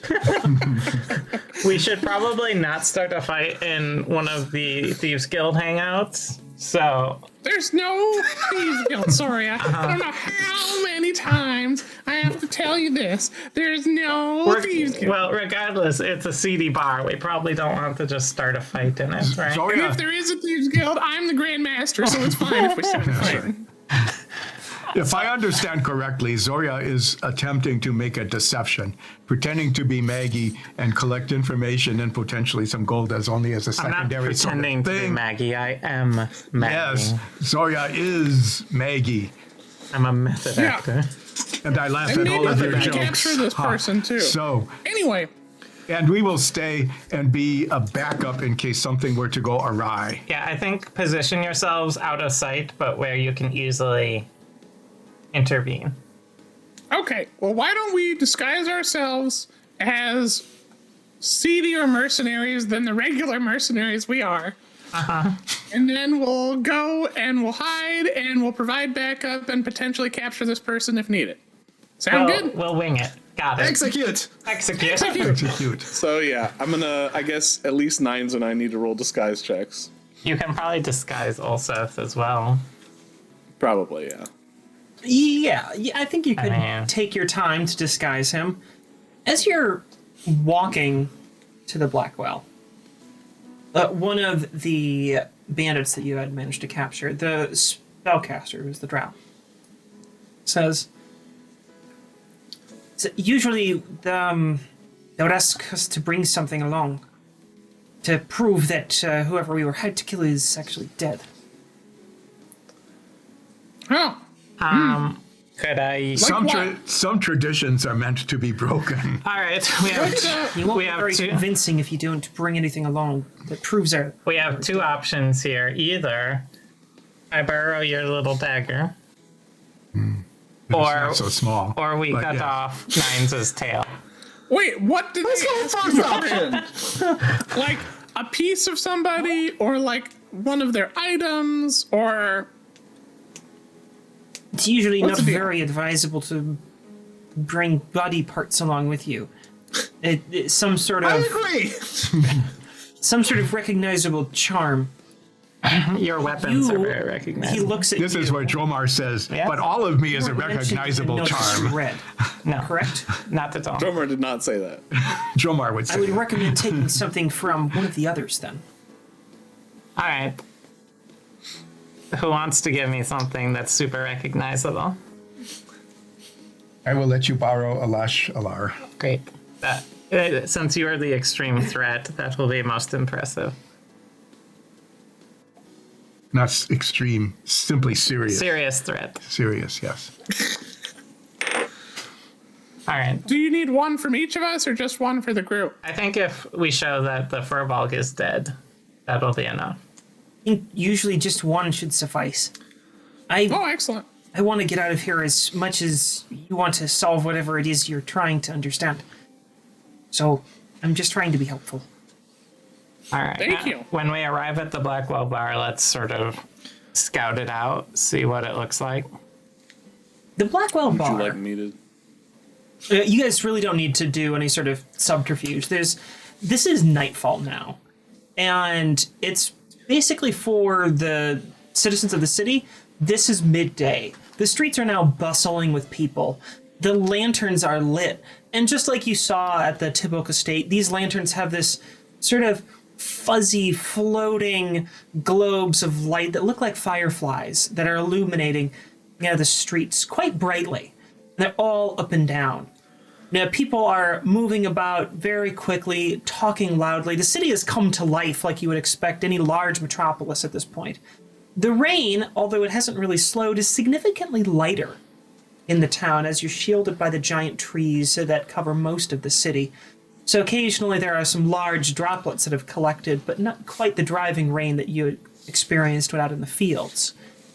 The bar itself, as you approach it, sticks out kind of like a sore thumb. It's wedged between two other buildings, and this is actually one of the taller structures in the city, at 3 stories tall, and its steep pitched roof adding a fourth angled story on top of it. It has large golden looking pillars. You think it's a gold fleck paint that to sit on either side of its door frame, and its name is emblazoned, the Blackwell Bar, above the entrance. It's illuminated by little fluttering lights, and all of the windows have this sort of darkly tinted green glass to them. The building itself is also painted, unlike the rest, which have this sort of half timber look to it, where it's wood, plaster covering things, mostly dark. This has all been painted this very stark black. And this is sticking out like a sore thumb from everything else around it. This is not hard to find. And there are 2 people at the door that look sort of like what we would call bouncers. They are dressed in very fine attire. They are very built. They're just these massive drow standing outside, looking very stern. And the entrance itself has a little awning over it. So when they said well-to-do scoundrels, they meant really well-to-do scoundrels. This is clearly very fancy. This is clearly very fancy. Why don't the 3 of you? Those two drow seem to be a serious threat. Why don't the 3 of you Not as find serious a as you will place say. to monitor and prepare, and I will go with the bandits to the entrance. Before you enter, Maggie, Yes. you had said that you would send a signal if there were trouble. Perhaps we should decide on what that signal is. I was thinking screeching for help. Yeah, that seems reasonable. That would be clear. Okay. Can we find some windows to hide by? Maybe how many exterior windows are there to this place? It's wedged. Most of the buildings are like, they share a wall. So there's hardly any buildings that have windows on the sides. Only the end of city blocks would have windows on the side. You can see there's probably about a dozen windows that cover the front side of this building at various points. That green tint makes it pretty hard to see inside. You can see shadows that, move across it as they block light, but you can't really see who's inside or what they're doing. What's across the street from the Blackwell bar? Like if I... Most of the places here are just sort of townhouse kind of structures. They all seem to be mostly private residence. There's a couple of businesses, just fairly generic looking. Yeah, what's things. directly across from the entrance? There's a house there. Does it have a stoop? Most of the buildings here have like a little front step, but just like one, maybe two. Maybe you can I'll tell you guys what. Go ahead, sorry. I was saying you could try coming in as patrons disguised a little bit after I've gone in. Yeah, I think, well, here's what I was thinking. I have my old, just black cloak in my pack, and I could disguise myself. I'm reasonably good at that. Not as good as Just show him your Thieves Guild card and he'll let you in. Anyway, I was thinking maybe I could go in first, just by myself, and kind of just, do the Strider thing and just kind of hide in a dark corner.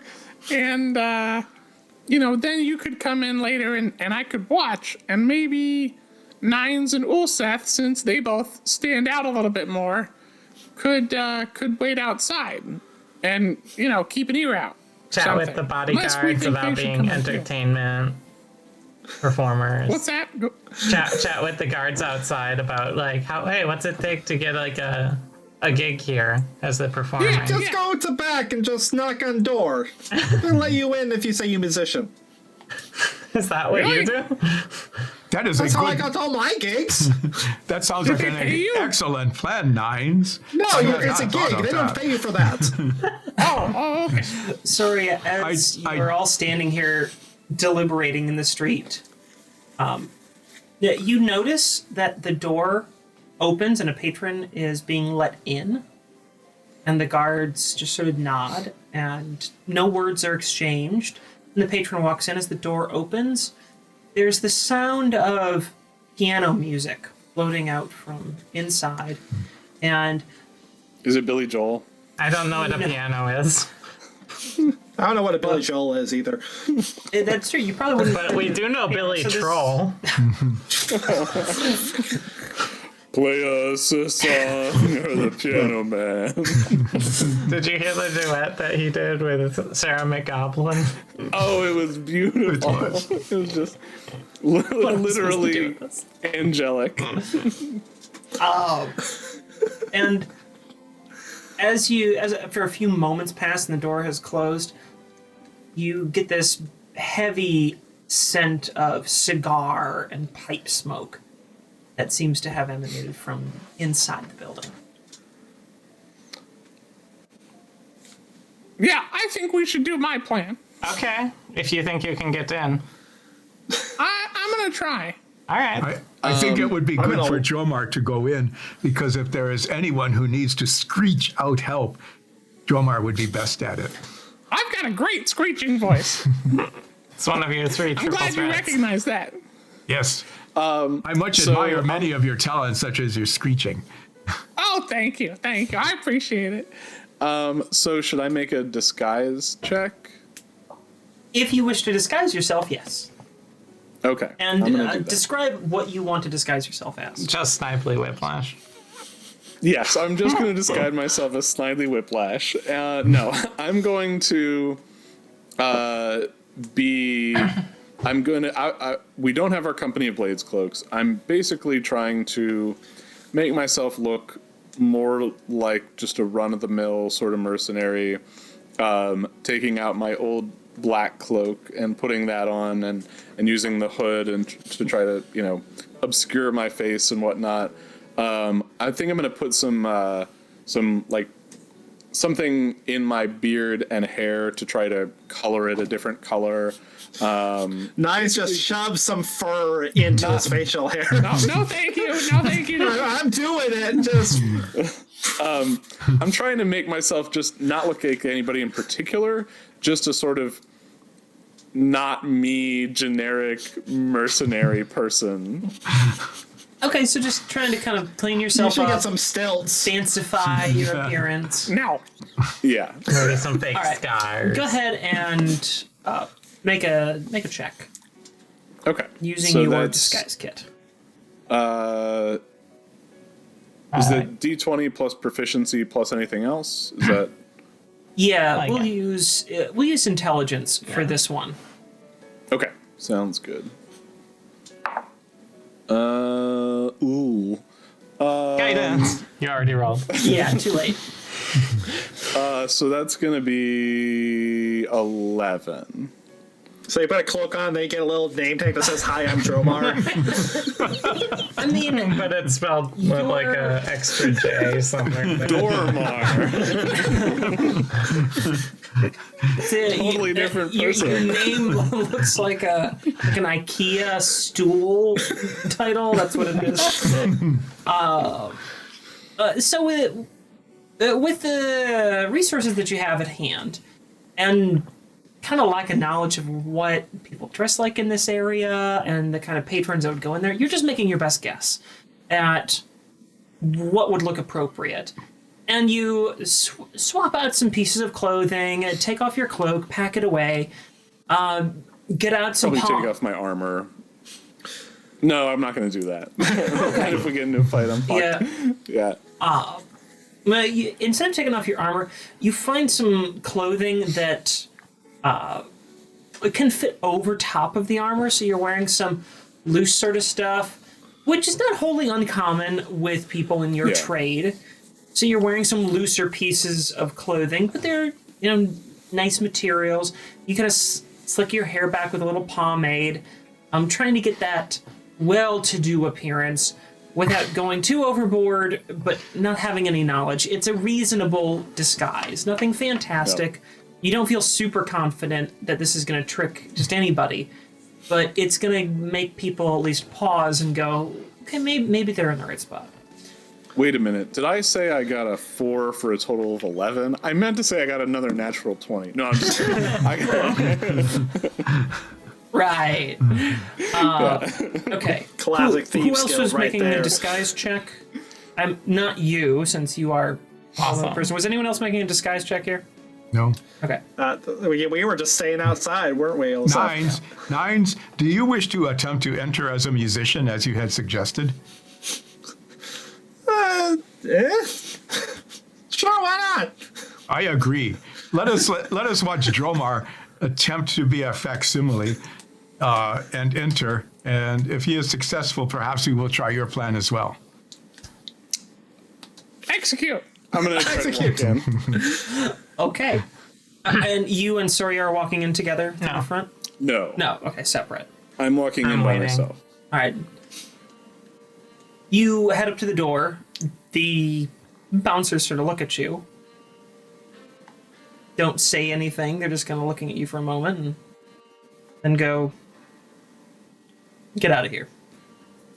And then go back to staring off. Show him your card.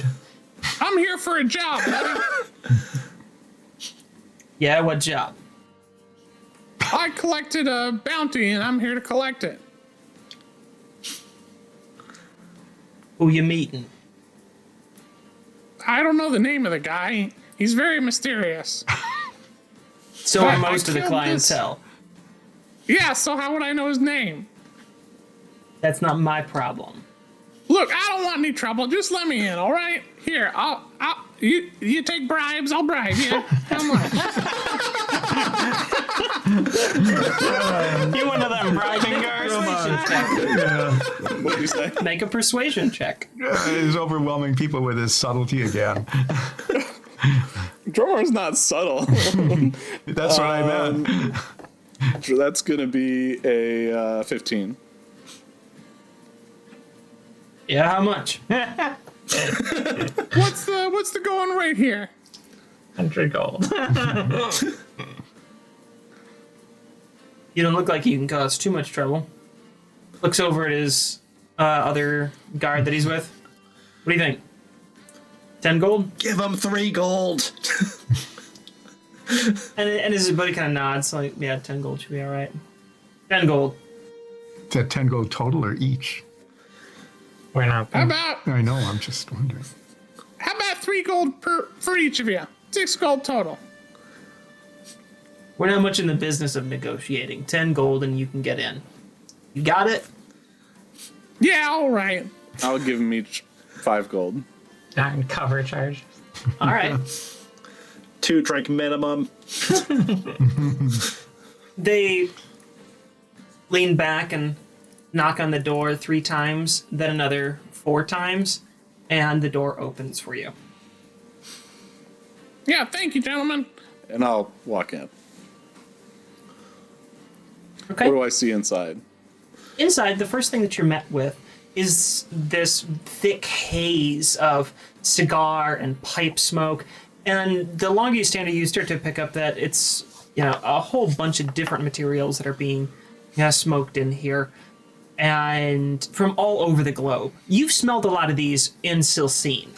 As travelers come through and they bring their preferred smoke with them, you're just sort of overwhelmed with this thick, kind of hard to breathe air. But you are, lower to the ground, and the air is a little clearer down there. It's not as bad as it would be standing a little taller, so it serves you well at this point, being shorter.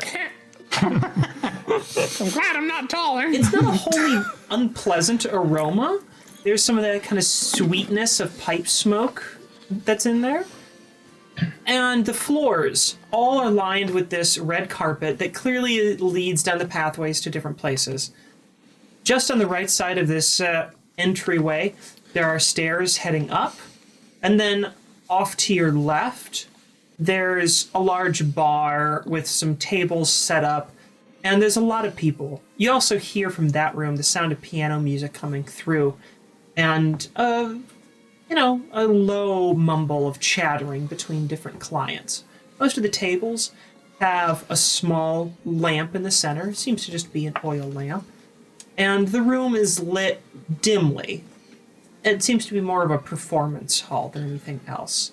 You can also head straight back down a hall that looks like it leads to the service area, this establishment. There's some uniformed individuals that keep moving in and out of this scene.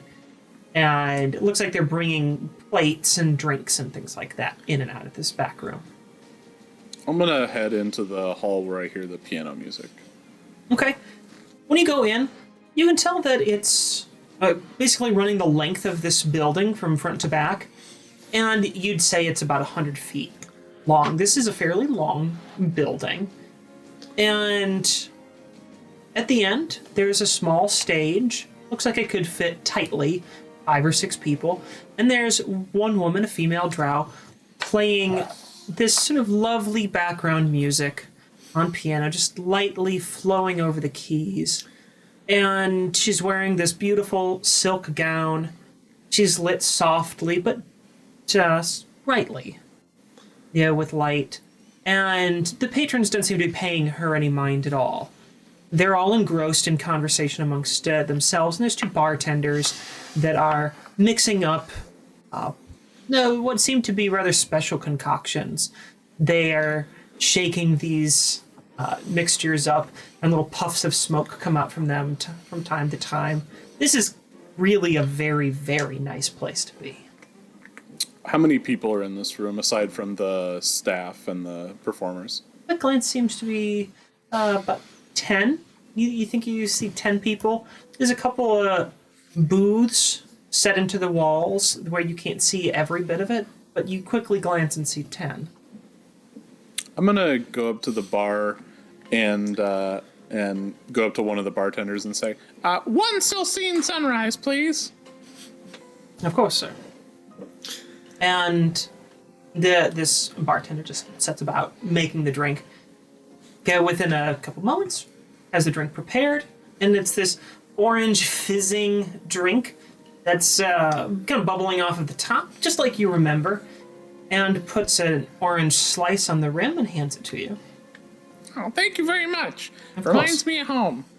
How much do I owe you? No charge, as always, sir. Oh, thank you very much.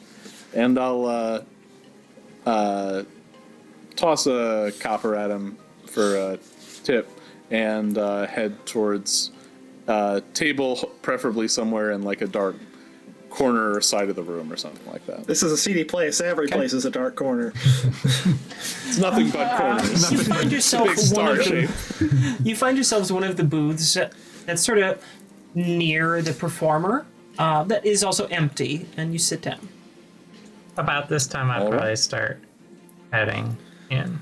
Yeah, I'm just going to be sitting there kind of sipping my drink and looking around. So I'll walk up with the bandits, I guess.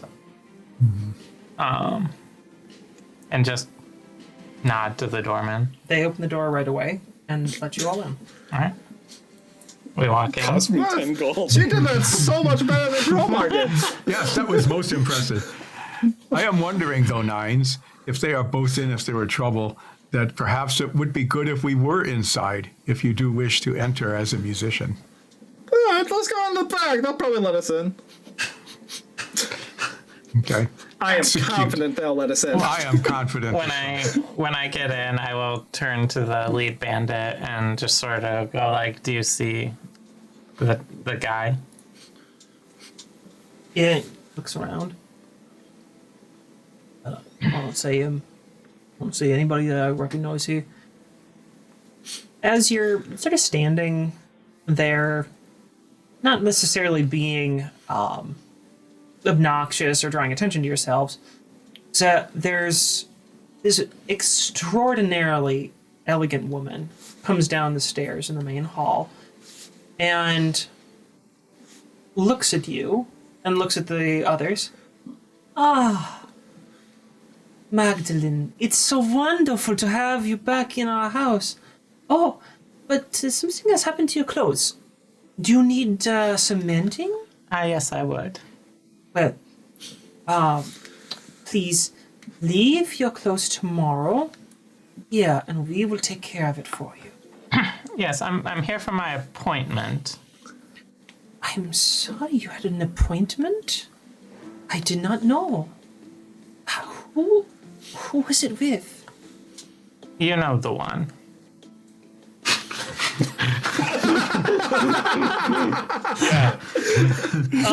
The one. call. Add a wink, that will help. Yes.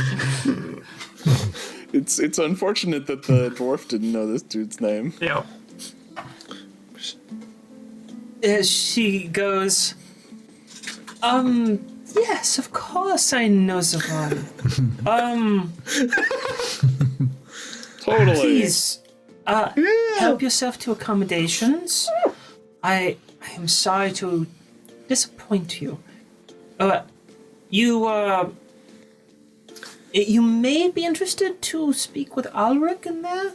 I know that your contact is not present, but Ulrich may be able to assist you. Yeah, where is he right now? Let me take a look. And she kind of guides you further into the performance lounge. She looks around for a moment. And then in a booth on the other side from where you catch Dromar sitting up near the front, there's You mean Dormar? more like 10 gold to get in the Dromar. Too soon. Too much, man. That's too much. You see this You better extraordinarily drink a lot to get your well-dressed, money's worth. wearing this very tightly fitted suit, and it looks like this suit's been perhaps overly starched.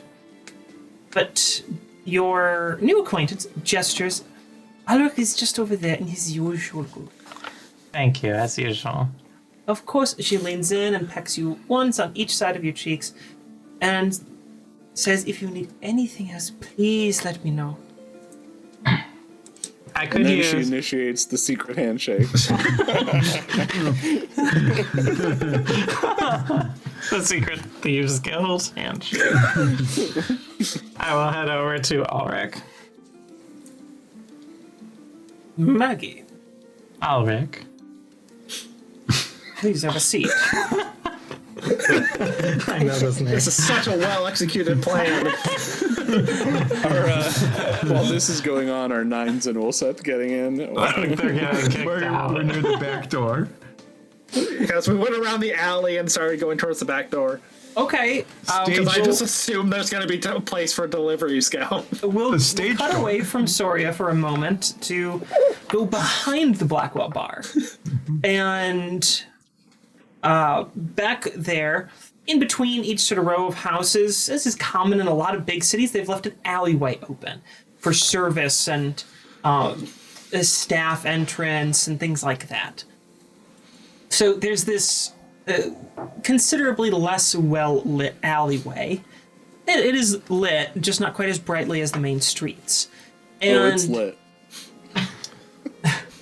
Lord.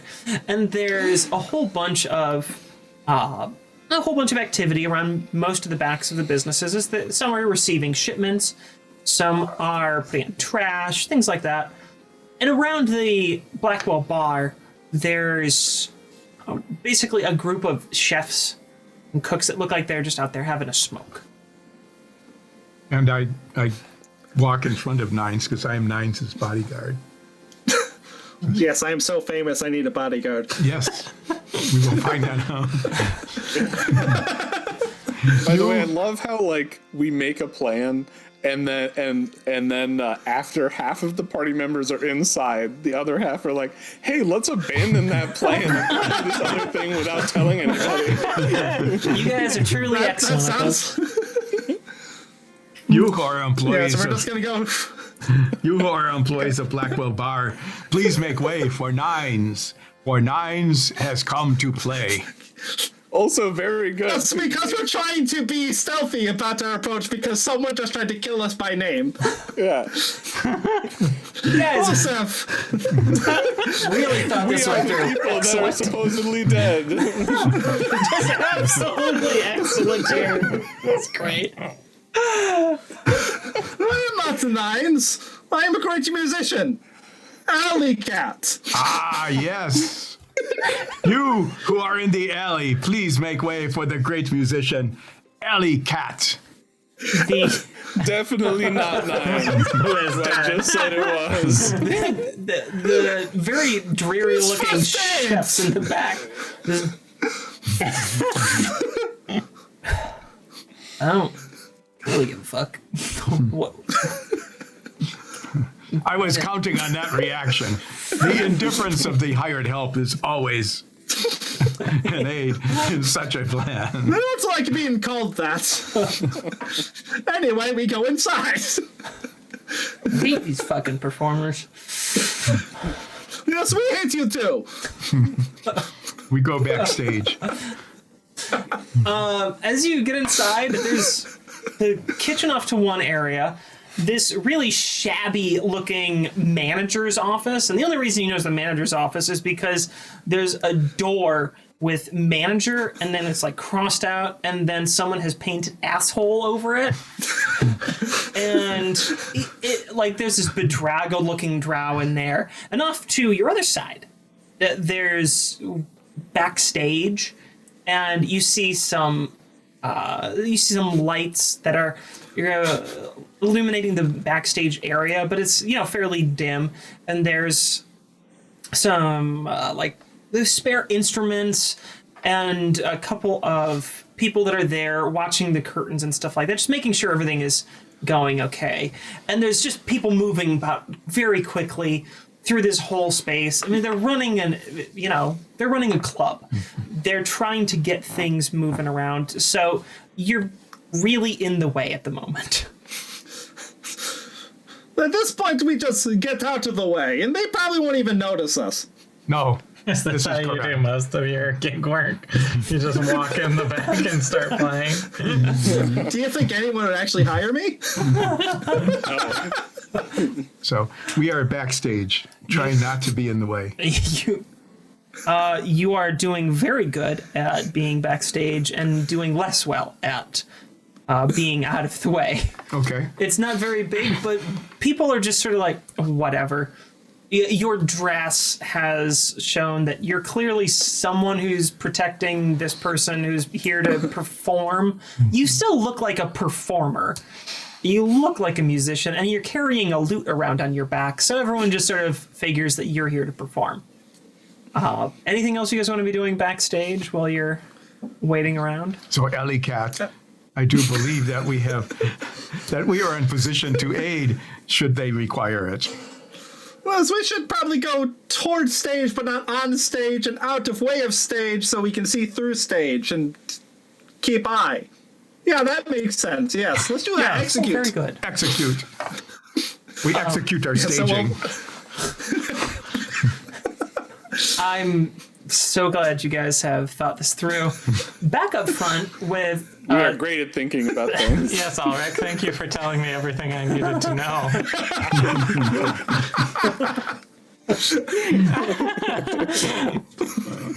Ulrich, it was gestured for you to sit down and join him. Which I do. Well, Maggie, how are you? I've had better days, gesturing to the still slightly bloody sword in my clothes. That must have hurt a great deal. Yes? Yes, luckily, some of my men can heal. Always the planner. You know me. So, I believe that you're here to meet someone who is not me. Is that correct? Yes, I'm sure you of all people know who I'm here to meet. I can't say that I do. Well, rare for me to be out of this social circle. However, maybe you can help me with something. Perhaps you coming in this evening is a bit fortuitous after all. Tell me, what has your work been leading you towards lately? Some Company of Blades members. Ah, yes, I had heard of that. I believe they brought a group in to help recover some sort of stolen family artifact from the Tibble. I assume. That's what I was told, but honestly, knowing that's not really my job, is it? It's a shame. Used to be us families would move in and protect. Believe the world that's come to this. I very much cared for the Tibble, of course, but I don't want to see another family hurt. Us,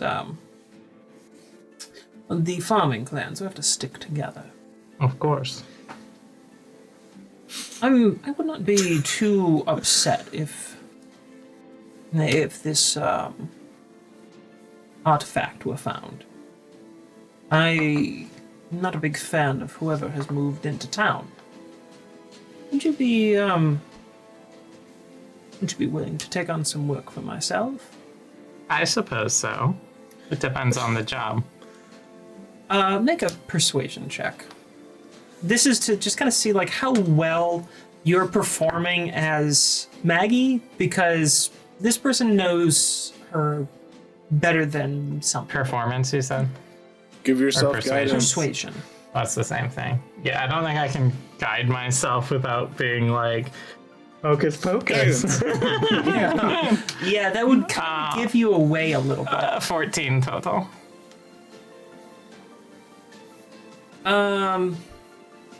He seems to ponder for a moment. You're sure you're not too busy? I just need to collect from the last job. Well,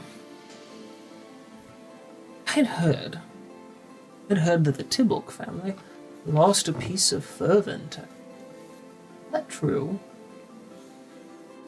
Maybe it might be. I might be able to tell you more once the job's done, let's just say. I'll take that as confirmation. I have a soft spot for the Tibbles. I have recently had something of my own stolen. Perhaps when you're done getting paid whoever has employed you. Perhaps you can come work for me for a little bit. I may need some things recovered as well. What sort of things are we talking? Oh, he sort of is looking around the room right now to see if anyone's paying attention. Now, this, that, some old family trifles. I'm sure nothing of that value, just, emotional importance. I have a soft spot for family story. It's his binky. Do you have a soft spot for just your family history, or for perhaps some of the Tibbles family history as well? I don't much care for any of the farming clans to be impacted by whatever thievery is going around here. The Tibbles tried to put on a good show, as though nothing has changed, but you can tell. They've hired more hands. They've brought on temporary workers to help mend things that they shouldn't need to mend. It's obvious that something that had been aiding them had been stolen. I don't really much care what happens, but I have to stand by the farming clans and make sure that no one tries to harm any of us. United front and all, even with rivals. Well, I'll make you a deal. I'll take on your job, and all I ask is for some information. I know you're always good for it. Information is payment, where whatever you're asking must certainly be a high price. I want everything you know on these thieves that have been destabilizing the area. But I feel that I'd be robbing you. Nothing. Just what I've heard from other patrons, clan members that I'm on better terms with, of course. But I can't tell you anything else. I don't have anything. It would be unfair of me to rob you. Then cash it is. If you're able to recover certain items, once, of course, you've concluded your business here, it could be quite a hefty payment for those. Well, bring me a list of what you need required, and I will see what I can do. I assume that you'll be able to conclude your business by the morning's rise, yes? As soon as my contact shows. Very good. Then I shall meet you here tomorrow morning. Very well. And he takes a long sip of the drink that he was taking. And now, if you'll excuse me, I've arranged for some quiet time. And he leaves the room and heads upstairs. Okay. You look over at Dromar, and Dromar, you've been able to I don't see Dromar, I just see Dormar. observe most of this, although you weren't able to catch all of the words they were saying. Cool. I will go up to Split the the party. bartender. Follow him. I'll go up to the bartender and say, I'm looking for a man. Have you seen him come in? Large fellow. Square toes. Boots. In the middle of still shaking a drink up. No, I haven't seen him in a few days. Do you have a name Do I have a name? for him? No, he never has given us a name. Now, has the bandits or anyone told us, like, is he a human, a drow, or... No, they don't really know. I mean, this is Maggie's contact. Right. The drow just kind of saw this person once, knows that he's tall and very, built. Short hair, that's It's about all all I know. Seth. It's all Seth the whole time. Little Seth has been the baddie. Do you know, did he Not say my if he was taste of coming juice. today? No, I'm sorry, he didn't. Pouring the drink out now. Is there anything else I can help you with? No, just let me know if he arrives. Very well. I will. Wait for a while at least. Then. Yeah, me too. I don't know what the other two party members are doing. We are waiting backstage. Best. I don't think they're doing anything right now. So how long do you want to wait around? Until maybe 3 a.m. Okay. What time is it now? Even though none of you have watches or anything like that, you would guess it's probably sometime around 1 in the morning at this point. Yeah, I'd wait at least a couple of hours. Okay. That time passes, so a few hours go by, and you're sort of waiting around, helping yourself to some drinks and some food, trying to blend in as much as you can. Some of the patrons come up and make chit-chat with you as Maggie. Yeah, just saying hello and trying to be friendly. Get the sense that she carried some social clout around here. As the evening goes on, does the stage manager ask Alley Cat to play a set? Since you're nowhere on the schedule, he doesn't say anything to you guys because he's not expecting anyone else. You're just sort of standing there looking like a couple of idiots. Not wholly uncommon. Yeah. We are looking like very important musician and bodyguard. Towards Well, people know the how important we are. That's why they're not bothering us. Yes, towards this the is end true. of your time waiting, the woman who greeted you went first. She approaches your table and checks in. How are you doing? Is everything going okay? Did your contact ever show? No, he hasn't. I'm very sorry about that. You don't think he would have gone to the festival chorus, do you? I'd rather doubt. I don't think he would be seen in such a place. You have a name on him, by the way? He never gave it to me. I don't. You know how our clients are here. All too well.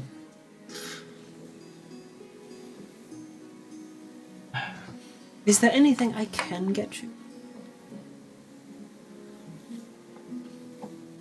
Perhaps a new set of clothes. Since these are... Of course. If you head up the stairs in just a few moments, I'll have a door waiting for a changing room for you. And a fresh set. Thank you. Still wearing the same size? Yes. Excellent. I would usually hesitate to recommend such a course, but given the clientele that I believe your contact has been seen with, you may wish to try out Saddest Pony. Yes, I I- suppose. I feel terrible for recommending it at all, but There's I think nothing it's to the best recommend. course of action. Your place is far superior. Thank you. Your kind words mean a great deal to me. Now, you'll excuse me. Arrange for you to change clothing, and if there's anything else that you need, let the barkeeps know. Thank you. And she sort of floats off and starts mingling with other tables. Whoever this woman is, you get the sense that she's a very savvy businesswoman and a bit of a socialite. Do you head upstairs to... Yeah, I'll get changed so I Alright. keep up appearances. You find a sort of lavender-dyed, elegant gowns, basically. Is there anything else fancy in here? I mean, there's plenty of other fancy things. I don't know. Just like I'm here alone. This, as a dead person. Are you looking for anything in particular? I don't know, jewelry, stuff like that. There's no jewelry. Okay. Bags of gold. With a dollar sign on it. Magic mirrors. Yeah, just Top in hats, classic race RPG cars. fashion, you just go and check everything in the room. I'm just gonna break all the barrels open. membership cards for certain exclusive clubs. Search all the guilds. bookcases.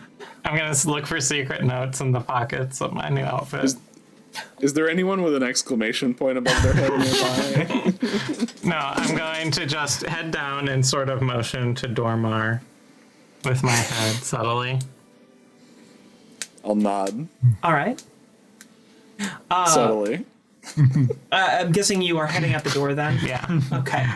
You head out the door. And I go to where I'm sure Nines and Ulseth are waiting. The rain has stopped. And Dromar, do you follow her out? I'm gonna wait a tiny bit and then head out. All right. So about 10-ish minutes or so pass. You're just kind of guessing, and then you head out as well. Well, Yeah, no, when I head out, I'm gonna do something. Pickpocket your gold back. Yes, exactly. God. So yeah, I'm gonna try to like act like I'm drunk, which I'm not, and like stumble out the door and try to like stumble into the two guards and pickpocket them. all right. Just take their money purses. So you stumble out the door and try to slip your hand into their. What you don't know where they put the gold, for sure. This but- could be most But disturbing. they have a couple of places you could get into without too much difficulty, it seems. Go ahead and make a sleight of hand check. Let's see how this goes. So I can initiate a Let's combat I see, wasn't expecting. indeed. Do I see him exiting? You do. You're just standing across the street, waiting for him at this point, wondering where in the hell are your two other compatriots, but not being entirely surprised by their lack of presence. So sleight of hand, that's gonna be 24. You managed to get into one of their pockets, and what you come out with is Thieves Guild ID card. Dromar always trying to get into people's pants. and what you That's how come you succeeded, though. what you come out with is basically what looks like a sweat rag and Awesome. and like a couple pieces of copper. You Damn it. being trained in pickpocketing and stuff like that, you having some knowledge in how to do these sorts of things, you get the sense that this isn't the first time that someone's tried to pickpocket them, and they have purposely left like easier decoy things out to foil pickpockets. They work in Makes an establishment where seedy people come and meet, and they're openly taking bribes from them to get inside. They're not the idiots that you might think they are. They know what they're doing and who they're dealing with. That's unfortunate. But you I'll can just, add 3 copper back. Nice. Not Oh, and yeah, an okay. oily, like kind of this oily, sweat-soaked I'll handkerchief. leave that in the pocket. I don't need that. Okay. Okay. Well, I'm I'll not just, sure. You did once take a troll's loincloth and wear it. Yeah, that was as a cape. That was totally different. Oh, okay, that was sanitary then. Yeah. No, I didn't say it was sanitary. It was just more fun. Okay, so Dromar, I'm gonna just keep playing it off like I didn't do anything. Like I'm just drunk and I'm sort of falling out the door. And You don't know just- whether you were so good that they didn't notice or whether they just don't care. But they don't harass you. excellent. Well, we saw them leave, right? You're backstage. Yeah, we're looking out the stage. You're not. You guys couldn't see them. You're just kind of sitting in the back hallway, standing there, trying to not be Good in job the way. following the plan. So I Nines haven't and tried to Ulseth signal are yet. Do you gone. think we should stay here? I do not know, Alley Cat, but perhaps you might ask Perhaps you might ask if there is food for the musicians. Here, he hasn't been eating. He stole lunch. Like, your response to them being gone is, let's try to sneak in the back, and then have no way to keep your eyes on them, and then you're like, well, let's eat something. All right, so Dromar, they disappeared. You know, they probably already went to the saddest pony, I assume. Yeah, I mean, I have no idea where they went. But that makes sense. I mean, we specifically told them to stay out here, so Yeah, they must have gone to the saddest pony. that's where I think our So contact clearly might still in this building because they haven't given the signal yet. So, Ellie Cat, I am most glad that we had decided to come in because it had been raining the entire time and it is dry in here. Well, we should probably catch up with them at the saddest pony. Yeah, I agree. Let's head out and go there. All right. Also, do you think I can get reimbursed by the Company of Blades for the 10 gold it took for me to get in there? Yeah, you'll have to ask Solov. Yeah, well, hopefully. Nines, you are getting you're getting this sort of idea that maybe they left.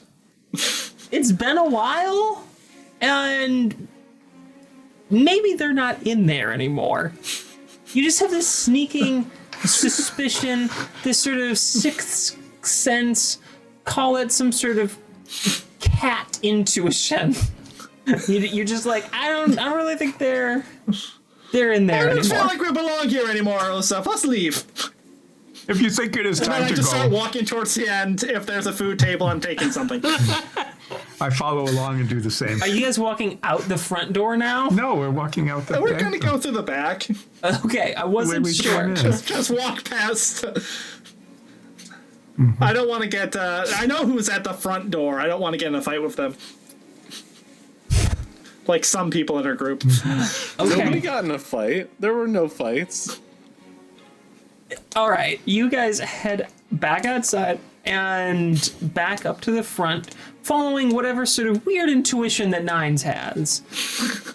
That is certainly not at all being foisted upon him in any method to keep the DM sane. Not even a little right now. So you No are railroading here. You should have just left them there and just like, we are not checking in with them again until the end Let's of the become day. Several pirates. episodes later, we'll show up again. They're just still standing backstage. so you who are nines again. Nines He's still actually doing somehow it, Dad. eventually gets on stage, and everybody loves him, and he's the new in-house entertainment. Starts a new life. I quit my job as a mercenary and I roll a new character. You seem to have some cat-like intuition about what has been happening. Do you have any idea about where Jomar and she who is now Maggie have gone? As you Yes, we round should go the to the corner, sadist pony. as you kind of rounding the corner, able to see, you're both just, as Seth is talking, you can look over and just see the two of them standing across the street waiting, like, where are they? I don't know. We're already at the Yeah, we saddest just point. walked to We, the saddest one. we just bolted it. We were like, as soon as we didn't see them, we were like, we better catch up. And went meanwhile, off we went to the sadist pony. Sadist pony. Which is on the other side of town. Because they're helping so much. In any case, you I now left a are note all on the at floor, on the ground, that just says, saddest pony. And that happens. And you're at the saddest pony now. Since Oh, we are at the saddest pony. And we are all together once again. That's convenient. We should probably do the same plan we had The last time. exact same plan, same execution. this doesn't seem like a fancy establishment in any way. This is the neighborhood watering hole. This is a very low key neighborhood bar and notary and chapel. And the sign says what? Oh, no, go ahead. The sign out front says the saddest pony bar and tavern. And then underneath it there's another sign that says and notary. And then underneath it there's another sign that says and chapel. And underneath that, there's a then sign underneath that that- says incorporated. And then underneath that, there's another sign that says, "Not the sadist pony." That's a different establishment. With an address. And this bar has some, a lot more people just kind of moving in and out. There's a mixture of some families going in and out of it, some sort of rough-looking characters, so groups of friends, young, old. This is the quintessential neighborhood bar. How about I just head in, and if I don't come out in like 5 minutes, you all come in. All right, that sounds great plan. I Execute. think maybe I should start Execute. first. Sorry, what do you think? And Execute! Although they're not disguised at all, and they're supposed to be dead. yeah, I think. We are disguised. Why You don't disguised Why me. don't you guys hide in an alley or something? All right, I go into an alley as a cat. I see that you're picking up your old moniker, Alley Cat. And I'll just head in, and then you head in shortly after. How about All that? right, same plan. Yeah, that way I Execute. can keep an eye out in case you get into trouble. I'll head in, and hopefully not have to bribe anybody this time. Yeah, there's absolutely there's no one guarding the door. There's, you just like walk right in. This is just like the neighborhood bar. There's nothing special about this establishment. Yeah. So, I will go to a corner and do the whole Strider thing and just look around. the inside is really, by comparison to the last place you're in, really well illuminated. It's quite bright in What the here. fuck? It's a really friendly atmosphere. There's What is this? Cheers! not quite, but there's a pretty boisterous looking woman now slinging drinks at this bar that's sort of in the center of the room, and a whole bunch of people moving around, bringing food to the tables. Waiters, you can see they'll sit down at the table and like chat with who's ever there for a minute, laugh. This is a very low key kind of establishment where You everyone can just seems say to we're know. at a Hooters. Are Hooters well lit? I have no idea. Surprisingly, yes. I have no idea. So that's the environment you're in. There's not really like a dark corner table for you to do the Strider thing at. It's all pretty bright in here and friendly looking, and people are laughing. And this is They're not laughing at you. No. you can tell it's a little bit more rough and tumble. People, someone will punch someone and actually punch them, and then the whole bar just kind of laughs. And that's just the environment. It's this different kind of place that's very relaxed. You can tell Fair that enough. everyone is giving you a little bit of like a "Who are you?" No one's like moving towards you or against you or anything like that. They're just like, I don't know who this guy is. I'll just find a table with a good vantage point of the rest of the room and just kind of sit down and motion for one of the wait staff to come over and so I can order a drink. Then one of the wait staff sees you and then kind of looks over to the woman slinging drinks in the central bar and just sort of does this, and she nods and then heads over to you. So she leaves the bar and heads over to you. What sits down across from you? Says, "Oi, can I help you?" Yes, I was just hoping to get a drink. Oh, I can get you a drink. But, what's your business here? Oh, no business in particular, just wanting a drink. Isn't this a bar? Tis a bar, yeah. I'm a notary in the chapel. And a notary in a chapel, yeah. It's diverse business opportunities you have here. This woman, who's got a really tired-looking face. You can see this is someone who's been working hard for years, probably their whole life. She looks worn and kind of tired, but really tough at her core. She's got, she's a dwarf, by the way, and she has this really well-kept braided beard. And it seems to be like the one thing that she's really working hard and kind of prides herself on. Now, because compared to the rest of her clothes and everything, which are pretty typical, like hardworking food service kind of look, this is like really immaculately braided. And she just says to you, "Look, this is a neighborhood bar. It's nice here. You're not going to cause any trouble, are you?" No trouble. I like I said, just looking for a drink. I'm new to town. Don't really know many places, but I'd heard the name of this place mentioned and thought I'd try it. That's a lovely beard you have, by the way. Very luxurious. Thank you for noticing. Most folks around here don't pay too much attention to the beard. But you seem to know a bit more that's about their loss. dwarven customs, it seems. From Sucene? Well, yes, I am. Yes, indeed. I haven't been back home in a few years. Been traveling around for a while, but yes, that's where I'm from. Born and raised. Are you from there as well? No, I'm from the south of Glendring. Small little mining town. Came up here because, well, me and my father, we had a bit of a falling out. And I'm sorry to hear that.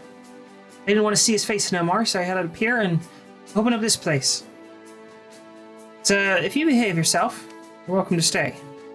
Yeah, but I don't like any of the scoundrels that have been making their way through here recently. I try to keep a clean establishment, you see.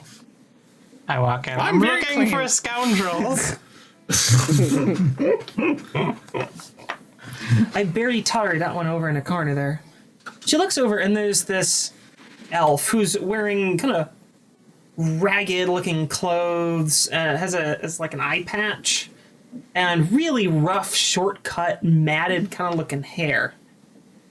I barely tolerate Mock over there, but you know, he's kind of a sweetheart. And he's good with the kids. So, well, you mind your P's and Q's around here. Now, as for that drink, Of course. what do you want? What do you recommend? What's the specialty of the house, as it were? Yeah, we ain't got too much of special around here, but we have a pretty good arrangement with the Tibbok family. They've been good to work with, and they bring us their finest meads. If you want some of that, I'll bring it to you. Oh, that'd be wonderful. Thank you. All right, here, and she pulls out this kind of folded piece of paper. We don't use this too much around here, but new folk need something to look at, and it's a menu. You have to sort of unfold. It's stained and worn, and it's just got a bill of fare for what you can order. And she shuffles off to start fixing your drink. I'll probably be walking in about now. Okay.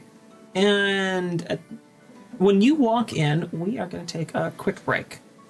We've been going for a little while now, and we give people a chance to go freshen up as you're about to walk into the Saddest Pony Tavern, Notary, and Chapel Incorporated. Fireball. So, everybody, we will be right back in a few minutes. Thanks for sticking around. See you soon.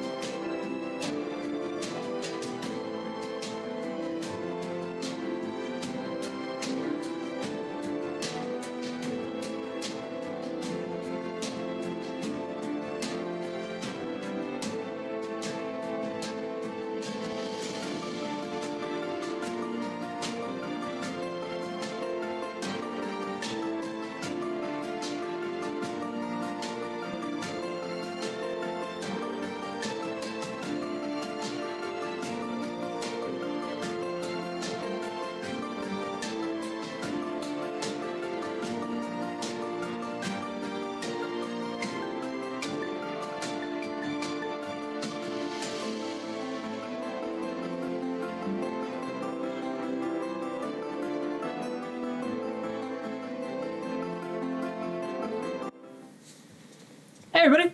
Welcome back from break.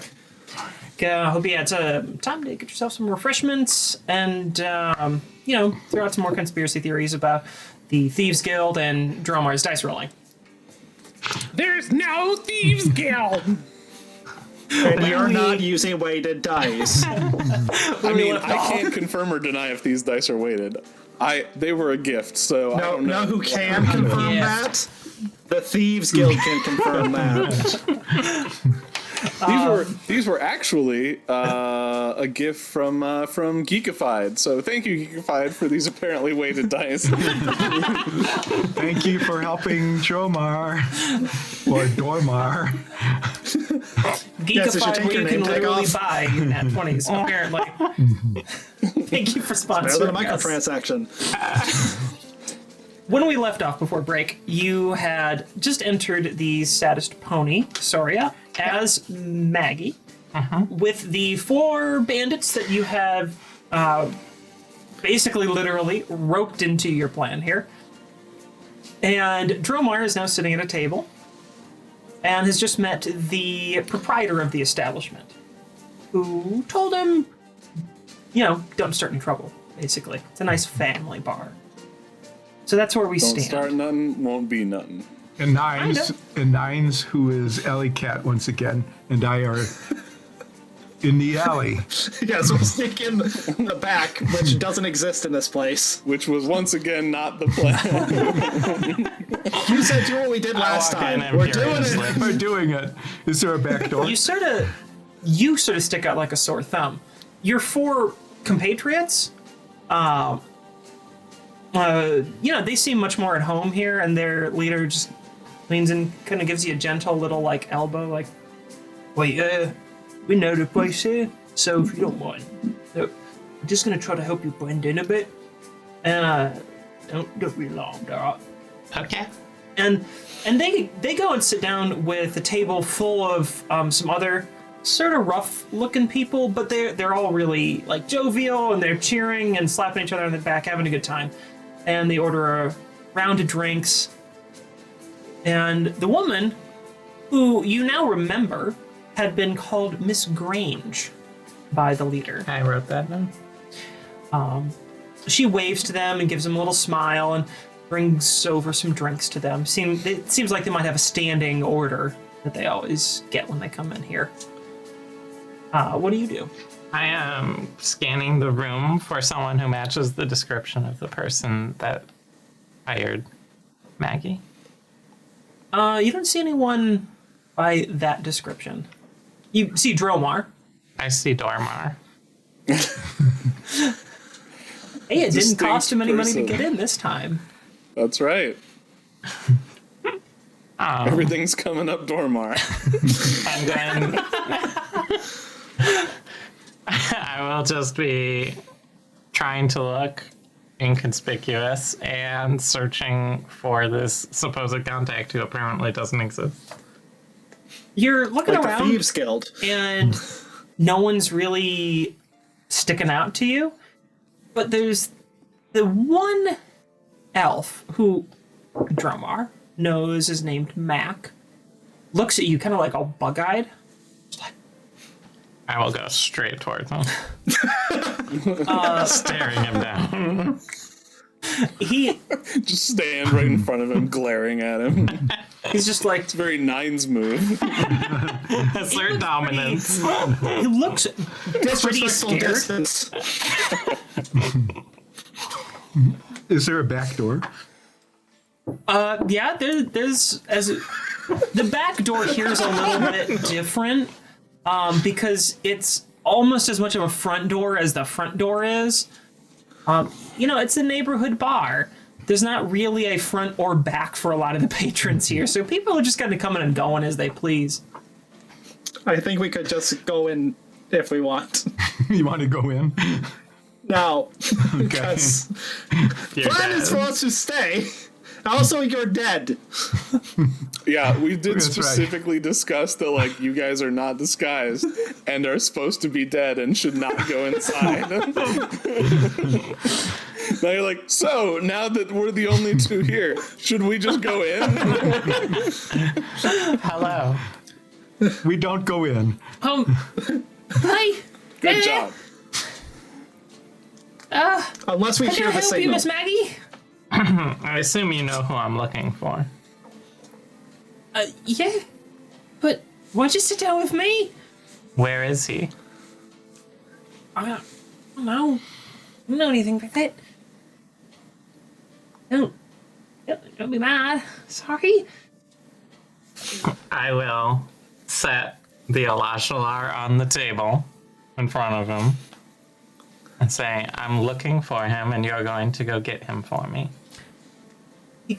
He's taking a look at this like, oh. What you gonna do with that? If you don't get him, I can think of several things I could do with it. Okay. Yeah. Probably. All right.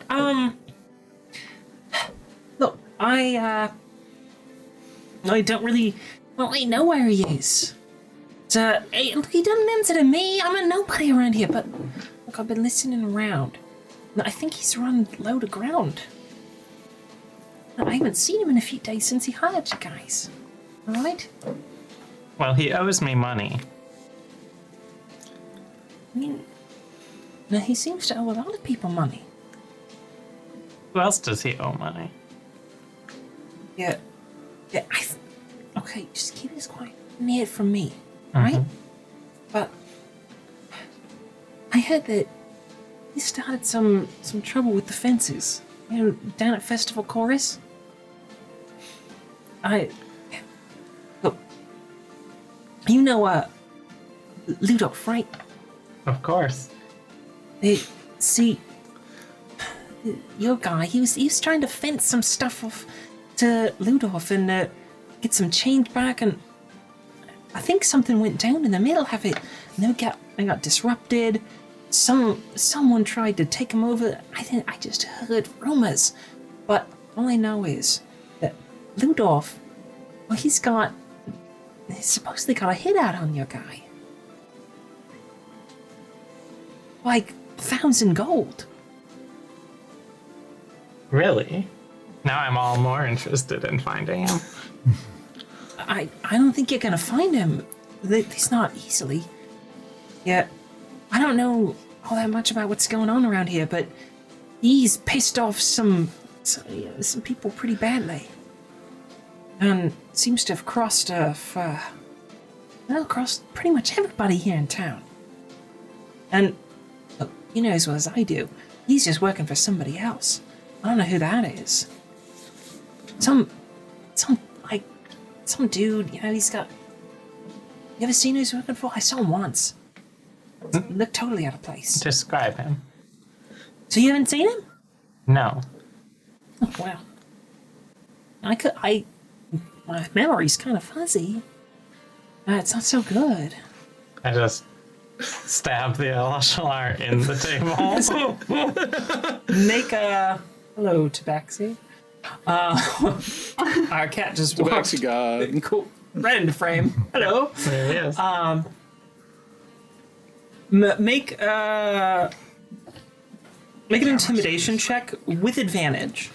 And I'm going to just openly cast a spell on myself and hope it adds to the intimidation by casting guidance. Yeah, and I mean, you can cast guidance in a way that you're not like guidance and tapping yourself on the head. So you could like channel it down underneath the table or something. Yeah. So, yeah, go ahead. What's the fun in that? Intimidation, that would be 24. Okay. The cat's very distracting right now. Well, okay. Yeah. Look. Where is he?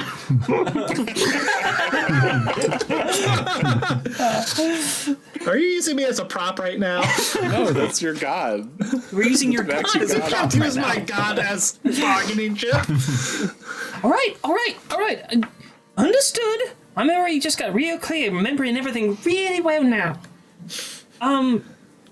So, he had this really like tailored fit white suit well, it's kind of like a hat with a thin brim around it. It's not. I think they call it a trilby, trobly, something like that. I forget. I don't know hats. But you know, You should consider trying. okay. You wouldn't want to help a fella out, would you? Get a hat? No. Okay. Then yeah, that's the boss. I only saw him once, and he didn't look like anyone I wanted to mess with. Where'd you see him? Where was it? I think it was. I think I saw them making a deal outside of the Blackwell at one point. The boss came out of the Blackwell and he yelled at guy you're supposed to meet. I saw that when I was looking through trash cans. Find something. You know, people throw away all sorts of things. You don't know what you're going to find there. Yeah. Why can't Nines be in the room for this conversation? Yeah. This is like Nines' best friend. I mean, you could have gone in. We're dead. To the If you party. were, all right, one more question. Into the Anything audience. you want, Miss Maggie. Anything you want. If you were to go hiding, where would you go? Me? Oh, well, I mean, people don't pay much attention to old Mac here. I can just bend into just about anything. That's what I do. I Let's just say bend into someone stuff. put out 1,000 gold hit on you. Where would you go? Nowhere above ground, that's for sure. So you think underground? Look, rumor has it. I've never bothered because why would you want to? The rumor has it. There's a whole system of sewers underneath the city. Everyone, of course, knows the sewers are down there, but there's supposed to be secret ways that you can make your way through the town. Now, the sewers, they're supposed to be graded up. You know, they got all sorts of bars and gates and stuff to prevent someone from sneaking around. But I've heard some folks have been cutting through, making their own private highways down there. I also had a rumor that there's some sort of awful developments recently. What sort of awful developments? Condominiums. Look, I got Really gentrifying. I got a friend. Timeshares. I got a friend that likes to, go down there exploring. I don't understand why he does it, but he does. Well, he said that he's been hearing some god-awful kind of noises, like some kind of giant, beastly rat sort of noises. Like imagine a rat kind of squealing, except that rat is like 5-6 feet long instead of a foot or so. They're ROUSs. I don't believe they exist. I mean, I've heard about dire rats and stuff like that, but I never expected they'd exist in the sewers beneath the city. Yeah. Mind you, Mace, it's just rumors. I haven't heard anything too sure. Let's put it that way. Well, you've been rather helpful, surprisingly. I don't look for any trouble, miss. I'll put away a Lashalar. Yeah, you wouldn't mind, find a lad a drink to help him out? I feel bad, so I'll slide him 2 gold across the table. Good. Golly gee. All right. I wasn't here. Oh. And he gets up from his seat and heads over to the bar and orders a drink for himself. And looks to be in a much better mood than before. Welcome back to Tabaxi. Another appearance by the Tabaxi God. We are truly blessed by the divine presence. Yes, we are. It's too bad that we don't have Hello. a Tabaxi camera facing this way. Well, everyone, looks like we found the butthole cut that we were all demanding. Hashtag Tabaxigon. Hashtag butthole cut. I will head out because I think we're not going to find this guy at any of these bars. Mac calls after you. Remember, I didn't say nothing, and you might want to check out Festival. We will go to one more bar. And execute the same plan. I will It'll go work away a one little day. while and then follow out the door as well. I'll meet Alley Cat in the alley. Did I hear that conversation, by the way? Yeah, you did. Yeah. I mean, Okay. you weren't sitting too No, not far the alley away. cat conversation. No, not the other guy. So I'll meet up with them. So, sorry, that guy he was describing, that sounds a lot like the description and the clothes of, Coromon? what's his name? Yeah, Coromon. Yeah. We put him into jail. Do you think he could have gotten out? Well, every other person we put into jail got out. I mean, that's true, although most of them are now working for Fudge Crunkle. Yeah. But it seems like this guy is just doing his criminal stuff again. That's Yes, it couldn't possibly definitely be what it that sounds- Fudge Crunkle's evil. No, it couldn't. There's nothing Fudge wrong. Crunkle's a wonderful person. And it could We've not never run be, into an evil capitalist before. perhaps What? Robert. Oh no, he does not have the keys any longer. It could not be him. No, Robert, the mayor's assistant from Whitfeld, lost all of his privileges to the jail after letting you all freely in there. I mean, to be fair, like, he didn't actually let us in. I just lockpicked us in. He never had to use his keys. Well, he also didn't stop you and seemed to help for most of it, so... Yes, I mean, that's true. So we So what is it that you found out? so this man that we've been after. Ah, you still do not know his name? Nope. Very Might be- annoying. Yeah. But the other guy that's after him might be Coromon. Yes. Oh. The one who hired him and has now put a hit out on him for 1,000 gold. I do remember Coromons. Also, And didn't he put hit on us? it sounds like that would make sense. It sounds like Ludolf at the festival chorus might have some information because he's the one that put out the hit, I guess. And he has probably gone underground into the sewers, perhaps. And we're also... So we might go for more information to the festival chorus and find this Ludolf. We also heard that from Alric that other family heirlooms have been being stolen. So if Coromonth is behind this theft, he might be stealing more stuff given his proclivities towards old dwarf Furven stuff. tech. Yeah, old Yeah. dwarf stuff. I wonder if all of the family heirlooms are also Furven tech.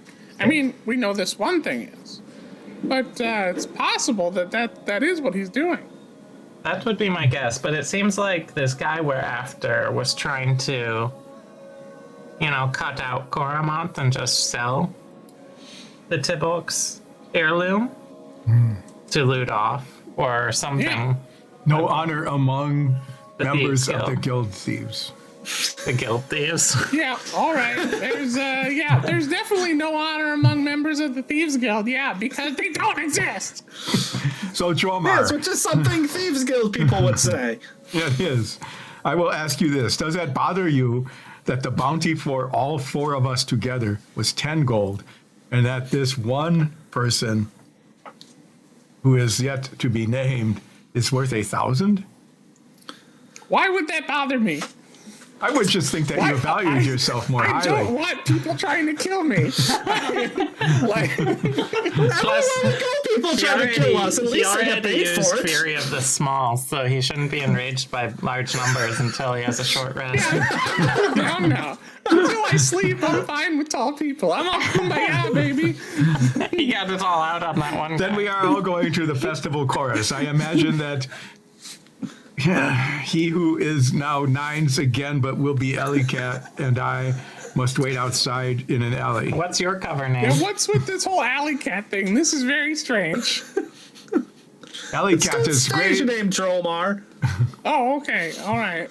Yes. Are you like, so he's Alley Cat. Do you have like a cover name like Big Stew? Or something? I back away at a respectful distance so that my main hand weapon cannot reach Zoria Maggie. Big Ralph. I guess we are confined to the alley once again. I am glad it is not raining. Yeah, I'm also glad it's not raining. Perhaps sometimes we may have a role to play yet again in this scenario. Perhaps we may I'm have also something to glad that do. we don't have 1,000 gold bounty on our head. As you guys are kind of standing there, Perhaps we may find The people four playing bandits. dice in the alley and be entertaining ourselves. the four bandits that are, helping you with this, they come out of the bar, having excused themselves from the group of people they were sitting with, and say, "Boy, sounds like Mac gave you some pretty good info, did it?" Yes. Do you know a Ludolf at the festival chorus? Rudolph, yeah. He's put a hit out on our guy that we're searching for. Why would he do that? That's interesting. See, look, of course you all don't know this, but Rudolph, well, he's a fence around here. He's kind of the main fence. Festival Chorus, it's a restaurant he owns. It's easy to make a fence in place. What does he keep out? But Not that kind of fence, sorry. This is someone who sells stolen stuff. Oh, a stolen stuff I know that's not the merchant. world you're in. Guess we have to explain this to our under 7 audience. And to the people who've been living out in the so when wilderness. somebody steals an item that they want to sell and they don't want to get caught, they take it to someone called a fence. A fence takes that stolen good off their hands and offers them less money than it's really worth. They then move that through a series of contacts to sell it to someone who's willing to pay more than what they bought it for. That's how fencing works, kids. So if you come into some illicit Yu-Gi-Oh cards or So this is don't do any of this. basically something like Deutsche Bank. Wow. Yes. Under 7 people don't understand that, Greg. Over 70 people. Well, over 70's furious. Okay. Only those people rich enough to not be watching this show. So Yeah. Guess they're the little people, and they have a fury of some sort. why would Ludolf put a hit out on this guy? Well, I heard something, but I didn't really, frankly, I didn't really believe it. See, yeah, a few days before you all showed up, there was a bit of a scuffle down at the chorus, all right? And I didn't know who it involved, but apparently this involved a guy you're looking for. A guy who Maggie to take us out. See, this contract we've had, well, we got this contract a couple weeks before you all showed up. We've been sitting on this waiting for you all. And about a week ago, I heard this terrible big scuffle. Some fight down there. And I heard it. There were a whole bunch of stolen goods right off from the fence. And who steals from a fence? That's just not something you do. Gotta have some respect for each other in the world that we live in. In the Thieves Guild. Yeah, absolutely. No. What thieves kill? God damn it. Son of a bitch. Fucking thieves kill. Shit's gonna give me an ulcer.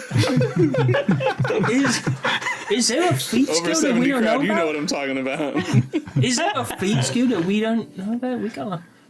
Turns, boys, we better be looking into this Thieves Guild thing. No, don't listen You to know, them. if There's there's no not Thieves one Guild. here, Are there's you a trying to power keep us out of the vacuum. Thieves Guild? Is there some benefit? You could start your own Thieves Guild. There's no Thieves Let's Guild. start your own Thieves Guild. No, don't do that. Let's You're do also it. clearly not Execute. thieves. You're just regular mercenaries. What are you gonna steal? You don't steal anything. I mean, based on the sounds of the Thieves Guild, hope they'd be pretty welcoming to all sorts of things. Maybe we're not No. sort of the kit burglary type. Maybe we're They're that really smash and very grab type. intolerant people. You know, I don't appreciate you calling it cat burglars. yeah, they only steal cats. That's what the Thieves Guild does. They only steal cats, and they're very intolerant of all other professions. You don't want to associate with them. I never believed any of this stuff around the Thieves Guild. I'm starting to think this might be a place to join. You seem pretty intent on keeping us out. You know, Burn a this whole true thief. goddamn town to the ground. A true thief would just forge their own Thieves Guild ID card. And then burn it. That would be the most legitimate way to get one. I do know a couple of good forgers.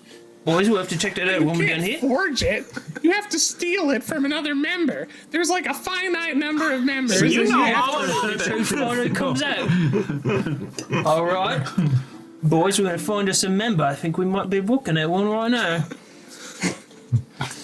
I'm the Grand Master of the Thieves Guild, all right? Grand fucking Master. Oh, very good. Now, we're watching you. All right. Yes, please keep watching me. Thank you. What have you heard about the sewers? So it's, Poop goes into them. Goes in, but what comes out? yeah, pretty much it. I mean, was probably it? roughly the same amount of poop. I'm very loose We on the did promise concept. the audience there would be poop jokes. There it was. I'm very We loose did. on the concept of what a sewer is, but I assume it's a place full of poop from what I'm hearing. I mean, It's a series of doors yeah. for poop. like, you see all the rain that comes off of all the buildings and the streets and everything. And, well, the human waste, whether that be from the back end or more the front end, as I might like to call it. It's a latrine. Understood. It catches everything. All the runoff from all the rain, all the water from inside of houses, all that stuff. It gathers it up and it funnels it. See, there's a big old collection area on the side of town. What else can you tell me about urban infrastructure? I mean, not much. What does I'm this a sound little zoned surprised for? why you're asking about sewers. Kind of obvious. Well, I've never been to one. Did you grow up in like the middle of Furven wilds or something? Yeah. Yes, that's where she grew up. Well, Well, such that too. explains it then. Yeah, she didn't even know what a door was until a few weeks ago. Oh. All right. Let's go to the festival chorus. I do have a question, however.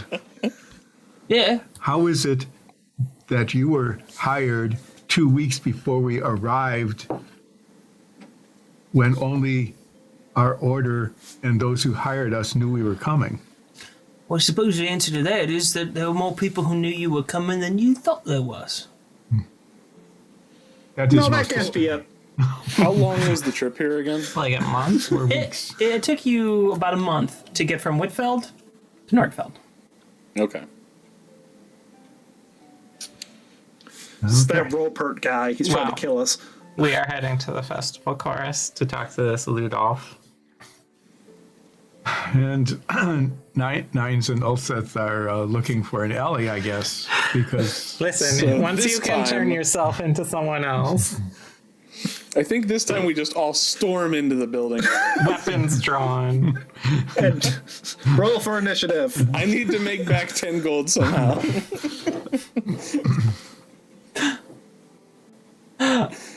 So you No, I'm just kidding. you make your Is way. Olsef and I gonna just do some back alley gambling? I was hoping we would find, yes. You make your Although, way to the so festival Mini chorus. game. Mini game. So at this place, they're not the people who tried to kill us. So we don't really have to do the same plan. As long as we are careful that word doesn't get out that they're still alive.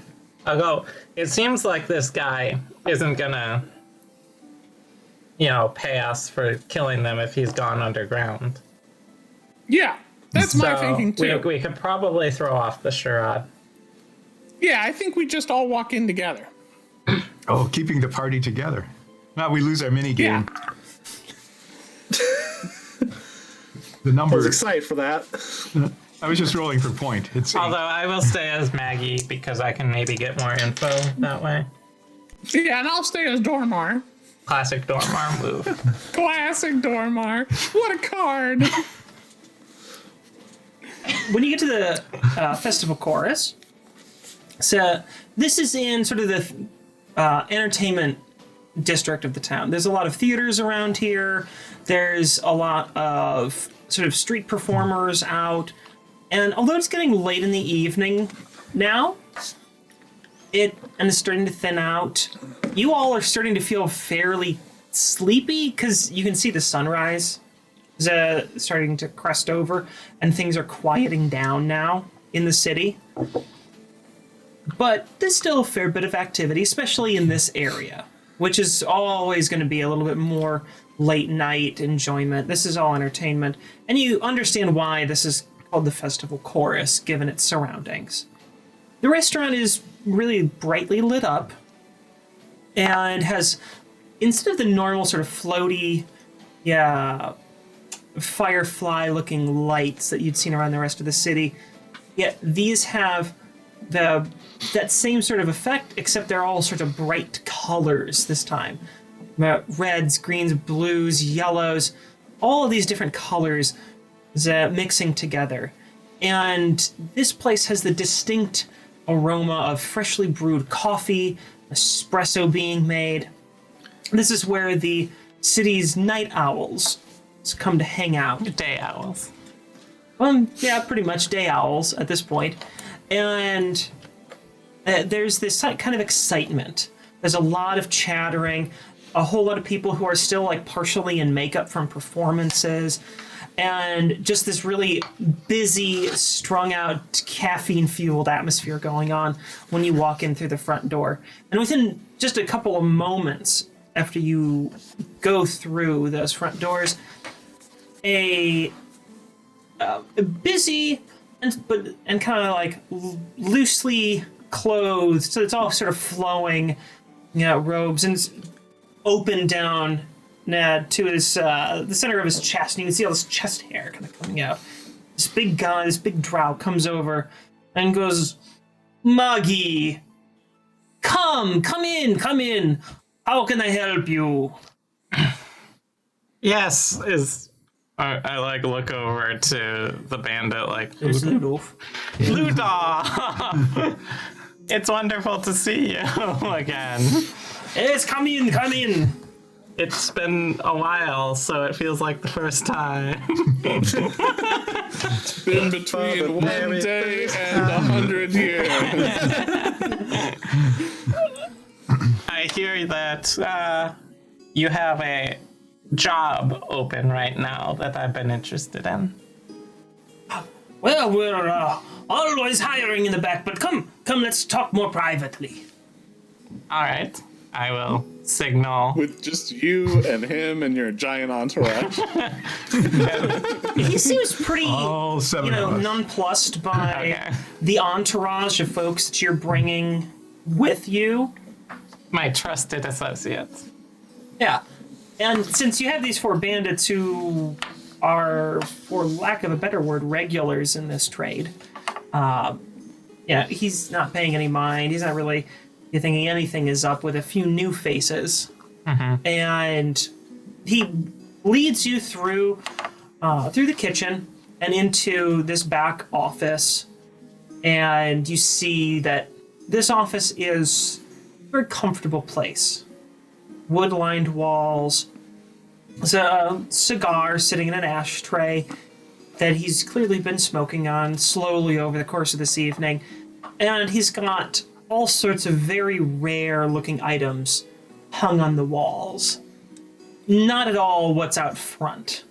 And this is... when you close the door, like all of the chatter, all the loud noises from the outside just instantly sealed away. You get the sense that either the room might be enchanted to keep some noise out or very well insulated or something, but this is a very secure place to talk, and the door was quite heavy. Are we all in? It's a big office, yeah. There's plenty of room, and he says, Maggie, yeah, I heard a job went badly. The job went just fine, sort of. Wait, we're not lying to this guy, are we? I'm confused now. Are you asking us in character? No, I'm asking out of character. It went well. The man who hired me, as I'm sure you're aware, has gone to ground. Wait. Did that urge you too? Yes, he did. He sits back and considers this. I've never cared for him. Don't like his countenance. I don't like his style, and I certainly don't like how he fucked up my place. And he gestures over, and there's like some broken glass that was supposed to be like display cases and things, and the items inside are like they're all missing. They're clearly empty and would have been full. I hear you put out a request to find him. I have? I have not, I have to admit, I've never gotten a name. Me either. He's a slippery one. Don't like him. Does he cover himself in oil or something? Everybody keeps saying he's slippery. I don't think so, but could. I'm not sure what he's into. I feel like there's a pattern here. The things that he stole from you, old dwarven technology. Yes. How did you know? He's been, from what I've seen, he's been hiring people to gather it from all sorts of places. He brought me things to sell.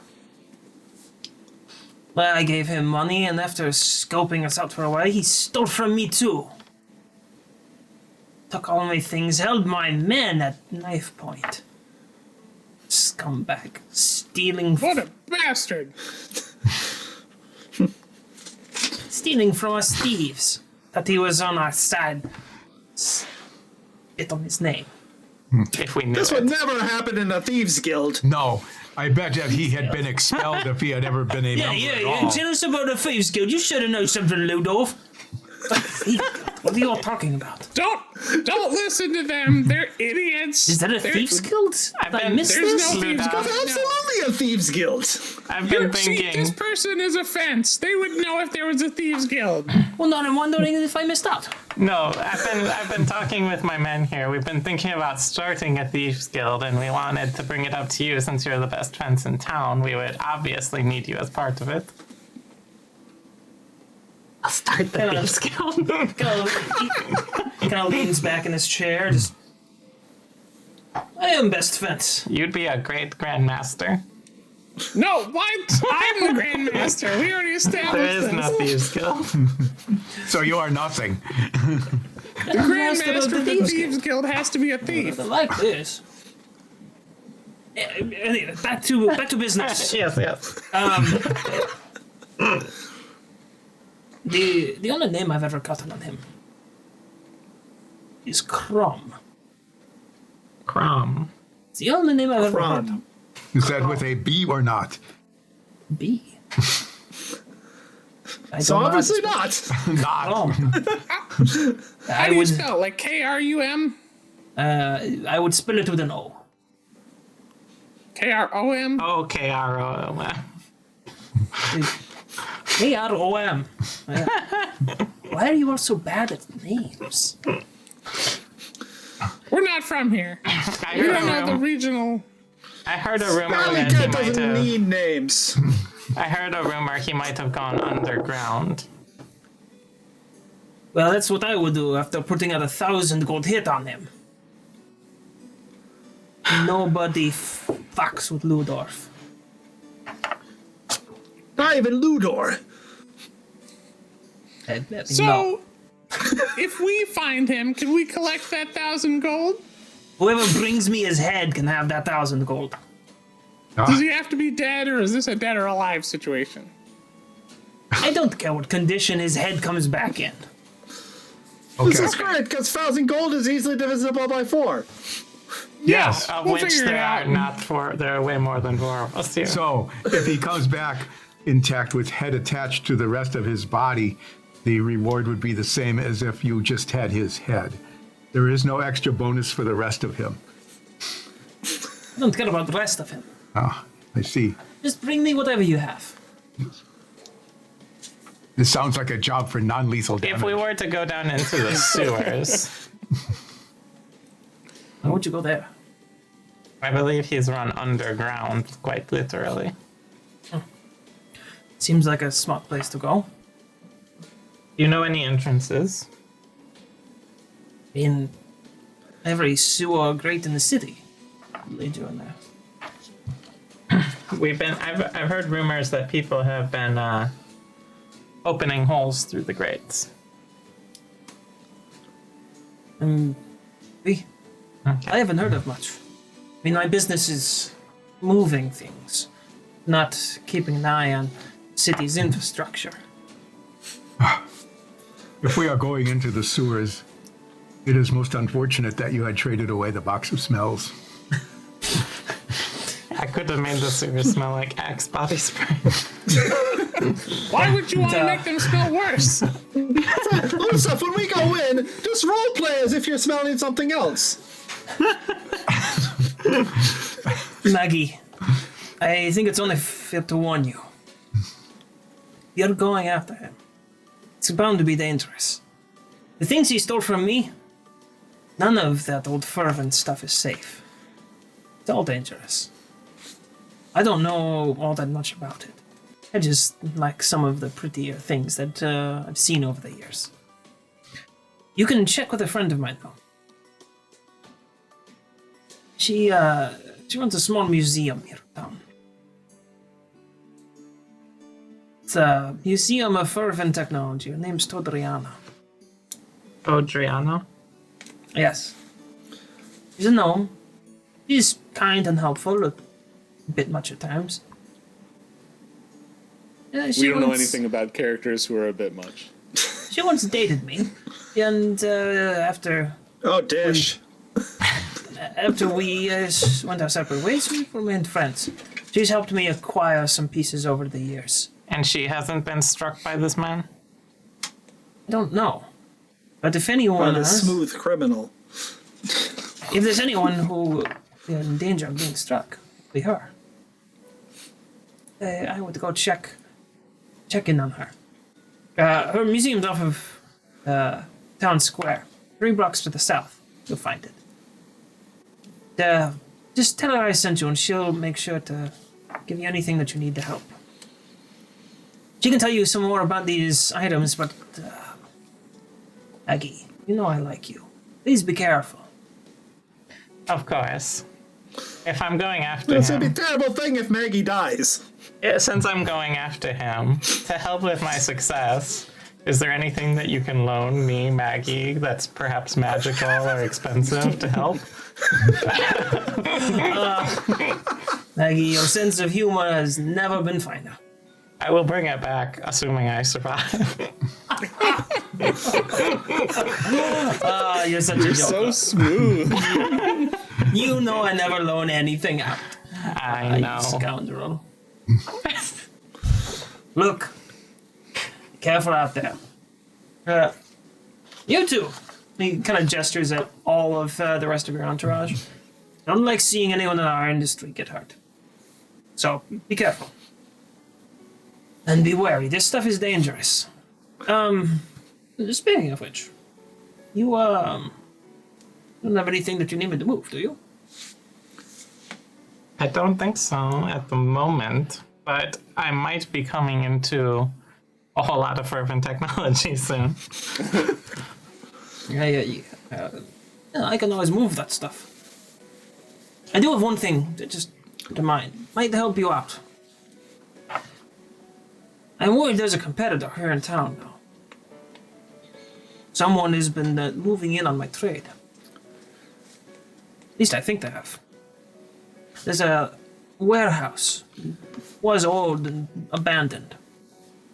It's over on the west side. Now there's some activity going on there. There's been a place where quiet meetings happened before. Where, someone could do some business without having eyes on them. And recently it's become all locked up. Windows sealed with iron. Someone really doesn't want anyone knowing what's in there. I can't find out who owns the building anymore. Records, they're not at City Hall.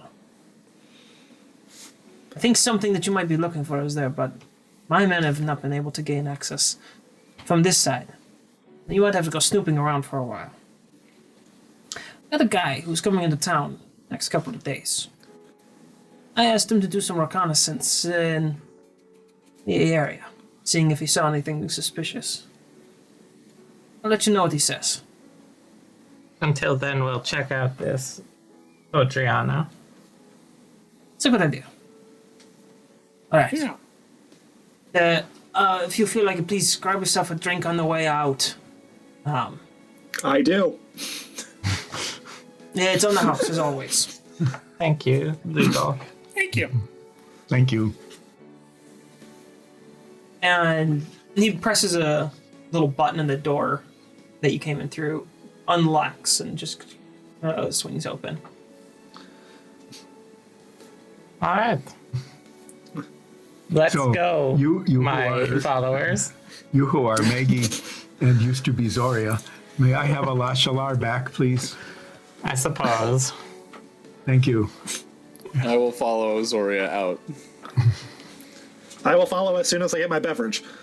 I follow along as well All right. with a So beverage. it sounds like we've got a few places to check out, and of course we still need to talk to Sabine and visit the library. So There's a lots lot. of different errands to run.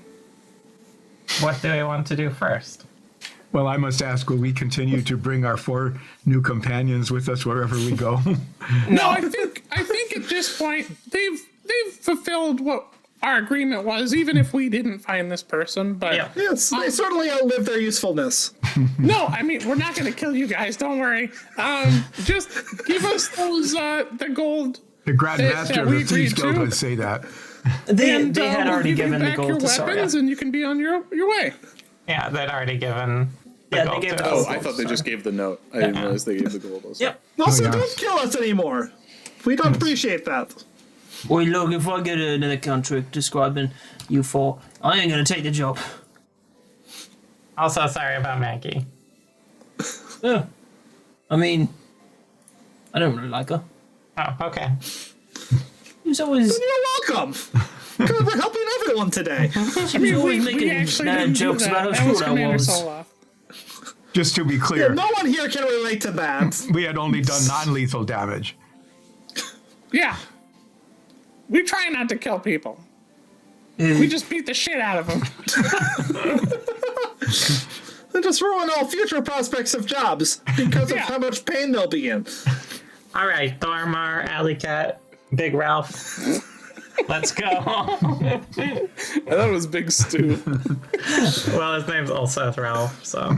Big Ralph. Yeah. So where are you headed off to? I think we should probably go get a good day's sleep, and then we can resume our quest in the evening. When everything is open. Yeah, it is pretty. exactly. We have been up for probably a long time now. Other than a nap, And we. I mean, you guys have been awake since the day before, and you had a brief, like about a 2-hour nap, I think is what it was. I would also love to get my spell slots back.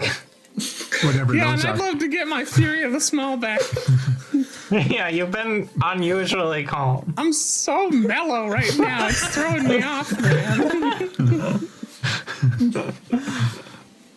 And So I have are not you- looted the food over at the I think we'll head house. back to the company How many house. meals have you had today? Like 17? They've all been breakfast. Also, you guys have drunk probably 15 drinks with all these bars we've gone to. They did not serve us in the back when we were there. We did look for the buffet for the entertainers, but there was none there. I do not understand. It's a terrible venue. I'd never perform there. No. Or be asked to perform there. So, Or be paid to perform there. Well, no one gets paid to perform. Sure, right, yeah. are you heading back to the Company Company house. house? Yes. Okay. Yeah. Well, hey, we're gonna head back to our places. Yep. Keep your heads down. Yes. Yeah. If you need us, you can go tell Miss Grange All right. at Well, thank you. Sadie's Pony. I know who Miss Grange is. Oh, okay. Yeah. We So, appreciate the offer. well, I'm glad to help out. I mean, I don't particularly like these folks. So they put out this contract, and, there's a code. Yeah, hire the right people for the job. And we were way in over our heads. So they clearly don't have a whole lot of respect for our craft. Yeah, plus, they hired you, and then they ditched town. And weren't going to be able to pay you. Yeah. And Hey. anyone who pisses off Rudolph, well, it's not a good idea to be on his bad side. So if you need us, you just go let Miss Grange know. She'll let us know. All right? Sounds like a good plan. Yes, thank you. Yep, thank you. Yes, go execute the plan. All right. And we will execute going to bed. So you head back inside, and the steward looks at all of you. Welcome back. No, thank you. Is there anything that I can obtain for you? Anything that I can supply you with? I mean, anything. We could take 1,000 gold. Yeah, I actually, I have an expense report. I had to bribe these doormen for 10 gold. Could I get that back, please? It's part of the mission. No, that's not how the job works. Ah, son of a bitch. Oh, yeah. I am going to assume that most of you are rather tired. Did you keep a receipt? So yeah. No, they didn't. Bribing For some reason, they didn't give me one. All set. Perhaps that is why you cannot be recompensated, because you Oh, do not yeah, have that's proof of your probably expense. it. Yeah. Make sure you ask them to at least validate parking next time. I mean, What am I parking? they're really entrepreneurial. I tried to park my stupid bard, and he didn't even stay parked. You can't control bards. Most I've entrepreneurial noticed. bouncers, they set up a Square account. They take your credit card when you bribe them, give you a little receipt. They text you with it. I am going to bed while they're having this discussion. Yeah, I assume Ulseth is going to have a 5-minute long conversation about him getting a wake-up call. Before you retire for the evening, Commander Soloth wanted you to check in with him. Oh, right, of course. Okay. Sure thing. I'll grab some A food chicken leg. and head over to Commander Soloth's office. The door is open, and he's taking down some notes behind his desk. Just doing some paperwork, it seems. Oh, good evening. Or morning. Never really quite make the adjustment around here. Are you all well? I hope. Yeah. Yes, we're fine. Good. They've had 7 breakfasts and 4. Well, I see that you're blending in here quite well. I wanted to make sure that you're all, fine. oh yeah, we just went to some I'm bars. always fine. That wizard. Have you figured out who she was? She seemed to, I seemed to be a local mercenary, well known at all the different seedy establishments. Do you have a name? Magdalene. I'll have to look through some of our records. We try to keep tabs on the more dangerous individuals, and she seems to be one of them. She seemed to have been hired by the thief from the Tibolks Interesting. to kill these three, not me. Odd. Well, I'm glad you're all right. The man we're hunting for has seemed to be going on a crime spree for this dwarf technology. Do you have any And we idea who's think- behind this yet? We have suspicions. We think that it might be Coromonth is the one behind it. Really? A man matching his description. He's in jail. We captured him, though. Yes. We did, yes. Is he still in jail? Oh, I don't know. That would be up to the guards in Whitfeld. I can't say I keep track of all of the city guards. Is there any way you could get word back to Whitfeld and find out? I can ask the company house there to check into it. It concerns me that someone of his description is showing up over here as well.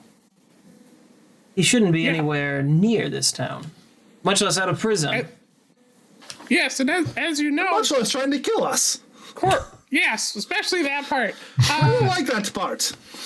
As you know, Coromonth has a very particular manner of dress, and the person that Soria talked to basically described exactly how he dresses as the person who's behind this. So I don't know who else it would be.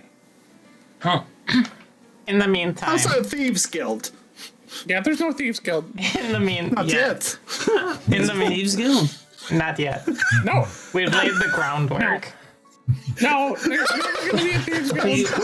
wait, are you starting a Thieves Guild? We aren't. No, Ludolf just tell is. them that would be a breach of contract with the company of Blades, and they can't start a Thieves Guild. You definitely can't start a Thieves Guild. We're not. Yep. Ludolf is. Who's Ludolf? No. He's the fence at the festival chorus. Johnson no down.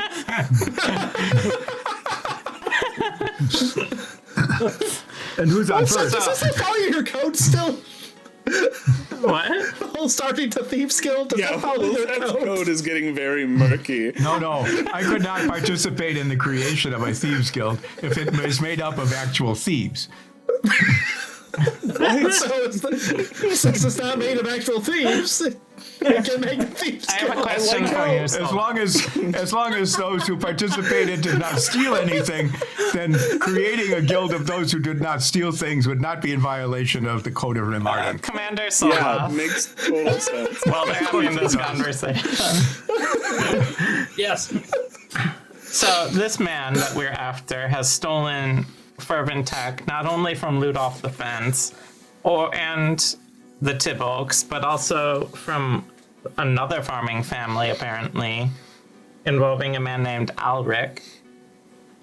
Ulrich. Really? Yes, and I'm surprised. but he doesn't seem to have hit the Museum of Furven Technology, 2 blocks south of the town square. Would it be possible? Yes. We're very tired. To have someone watch that place and make sure it doesn't get hit while we're sleeping?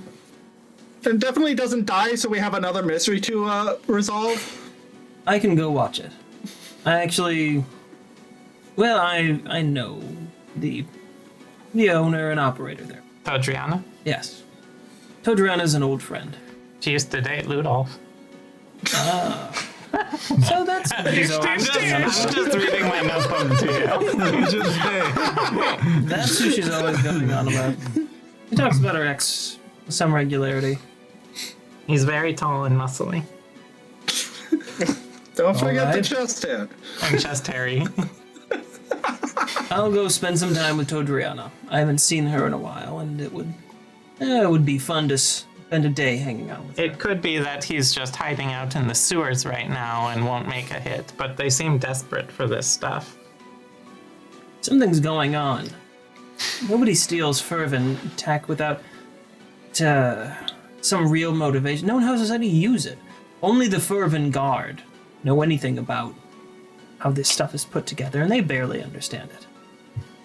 Well, we know from our previous encounter with him that Coromonth has an interest in Furven tech, but that he's working for someone higher up that we have no idea who they are. So maybe that person knows how to use it. I had first thought that they were after the crystal. You guys all stumbled across in those ruins. I thought they were after that because it's dangerous. I mean, an artifact like that could wipe out half of a city without too much effort. But these pieces are small. There's nothing all that powerful in there. I think the system that Ulrich is using it for is probably one that's similar to what the Tibbolks are using it for. Just working pumps on the farm, irrigation systems. I don't understand what they could be going for it. And there's not really a market to buy any of this stuff that I've ever heard of. It's kind of useless. Intriguing, interesting to look at. Some of it's pretty. I don't know what they would have in mind. None of these things work without the rest of the components. This is worrying. Maybe they're trying to, Yes. Voltron them all together. It's got to be something that at least they think is important. I mean, I remember there were those 3 people that Ulseth questioned, and they had almost like a complete and utter faith in whoever they were working for. It was almost like a zealotry, and they wouldn't give up anything. And they were working for someone in Korma Republic and Costeria? Yeah, Yes, they were. yeah. Korma Republic. They've been antagonistic towards Glindering for better part of 2 centuries now.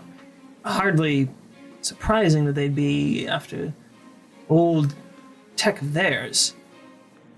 I don't know what they could be doing with it. There wasn't much Furven tech that was ever deployed in the Korma Republic, at least before the Empire fell apart.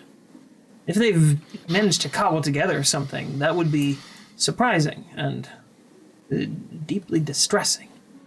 I've seen the engineers that the Korma Republic uses and their specifications. Just say safety isn't the top priority. Efficiency and output, much more important there. Costeria makes no sense, though. Costeria is never cared anything for Furven tech or Glindering, never been associated. They were never part of the Cormarian Empire. None of that. Makes no sense. Well, perhaps if we find this Crom and are able to interrogate him and lead us to Coromant, if that is who it is, once again, we may be able to trace this back and solve the mystery. Yeah. And let us know. I'll be interested to find out what the company house in Whitfeld says, if he has indeed escaped somehow, or if he's still there and this is someone else. Yes, I'll let you know. It will probably be several hours before we have an answer. And check in with the steward when you wake. I'm sure you're all very tired. When you do wake up, find me at the Furven Museum. All right. I'll be there with Because Todriel. next time I tune in, I will find you. So I'm thinking, Be sure to join us There's the when we go to the Furben Museum, I think up where there here, are 2 p.m. mysterious, just to cross, mysterious ancient dwarven artifacts to be examined. to cross all of our T's and I's and all that. I think up after the museum, we should also try to speak to this Sabine Promtellen at the town hall. Yep, and go to the library and find out about this Thieves Guild. And we might end up... I feel like they are hiding down in the sewers, from what it sounds like. So we might Yep. Many people have Prepare. told us that is something. prepare to go down in the sewers. So get some something to block your smellers. Yes. Smellers. It's called a nose Dromar.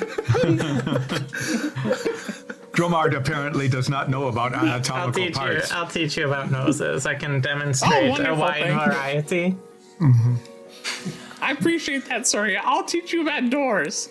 I know all about doors And I now. hope neither of you teach me about the math. And perhaps as you are teaching about noses, you could talk about the other features that are attached to one's head. I'm going to bed. Execute. All right.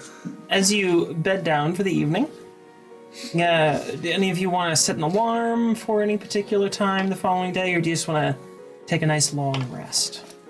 Dromar's gonna take a bath, wash the hair dye out of his hair and the pomade and everything, and he's Yeah. gonna set an alarm for roughly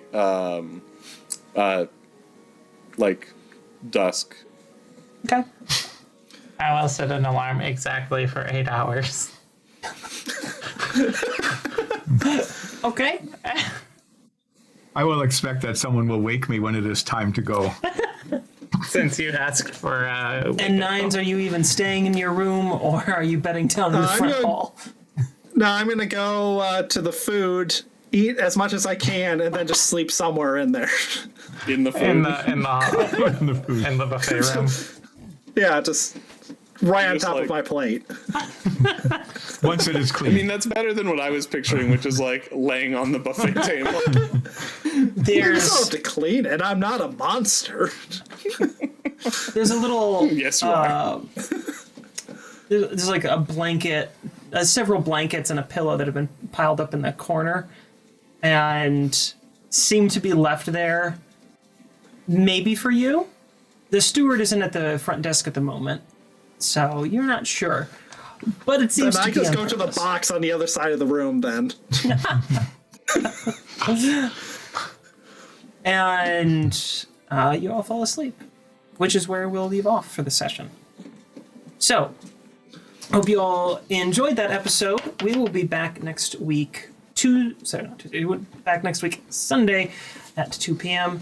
And if you're just tuning in here at the end, you can now find this episode on YouTube and podcasts later this week. Thanks, everybody. Love you. Bye. I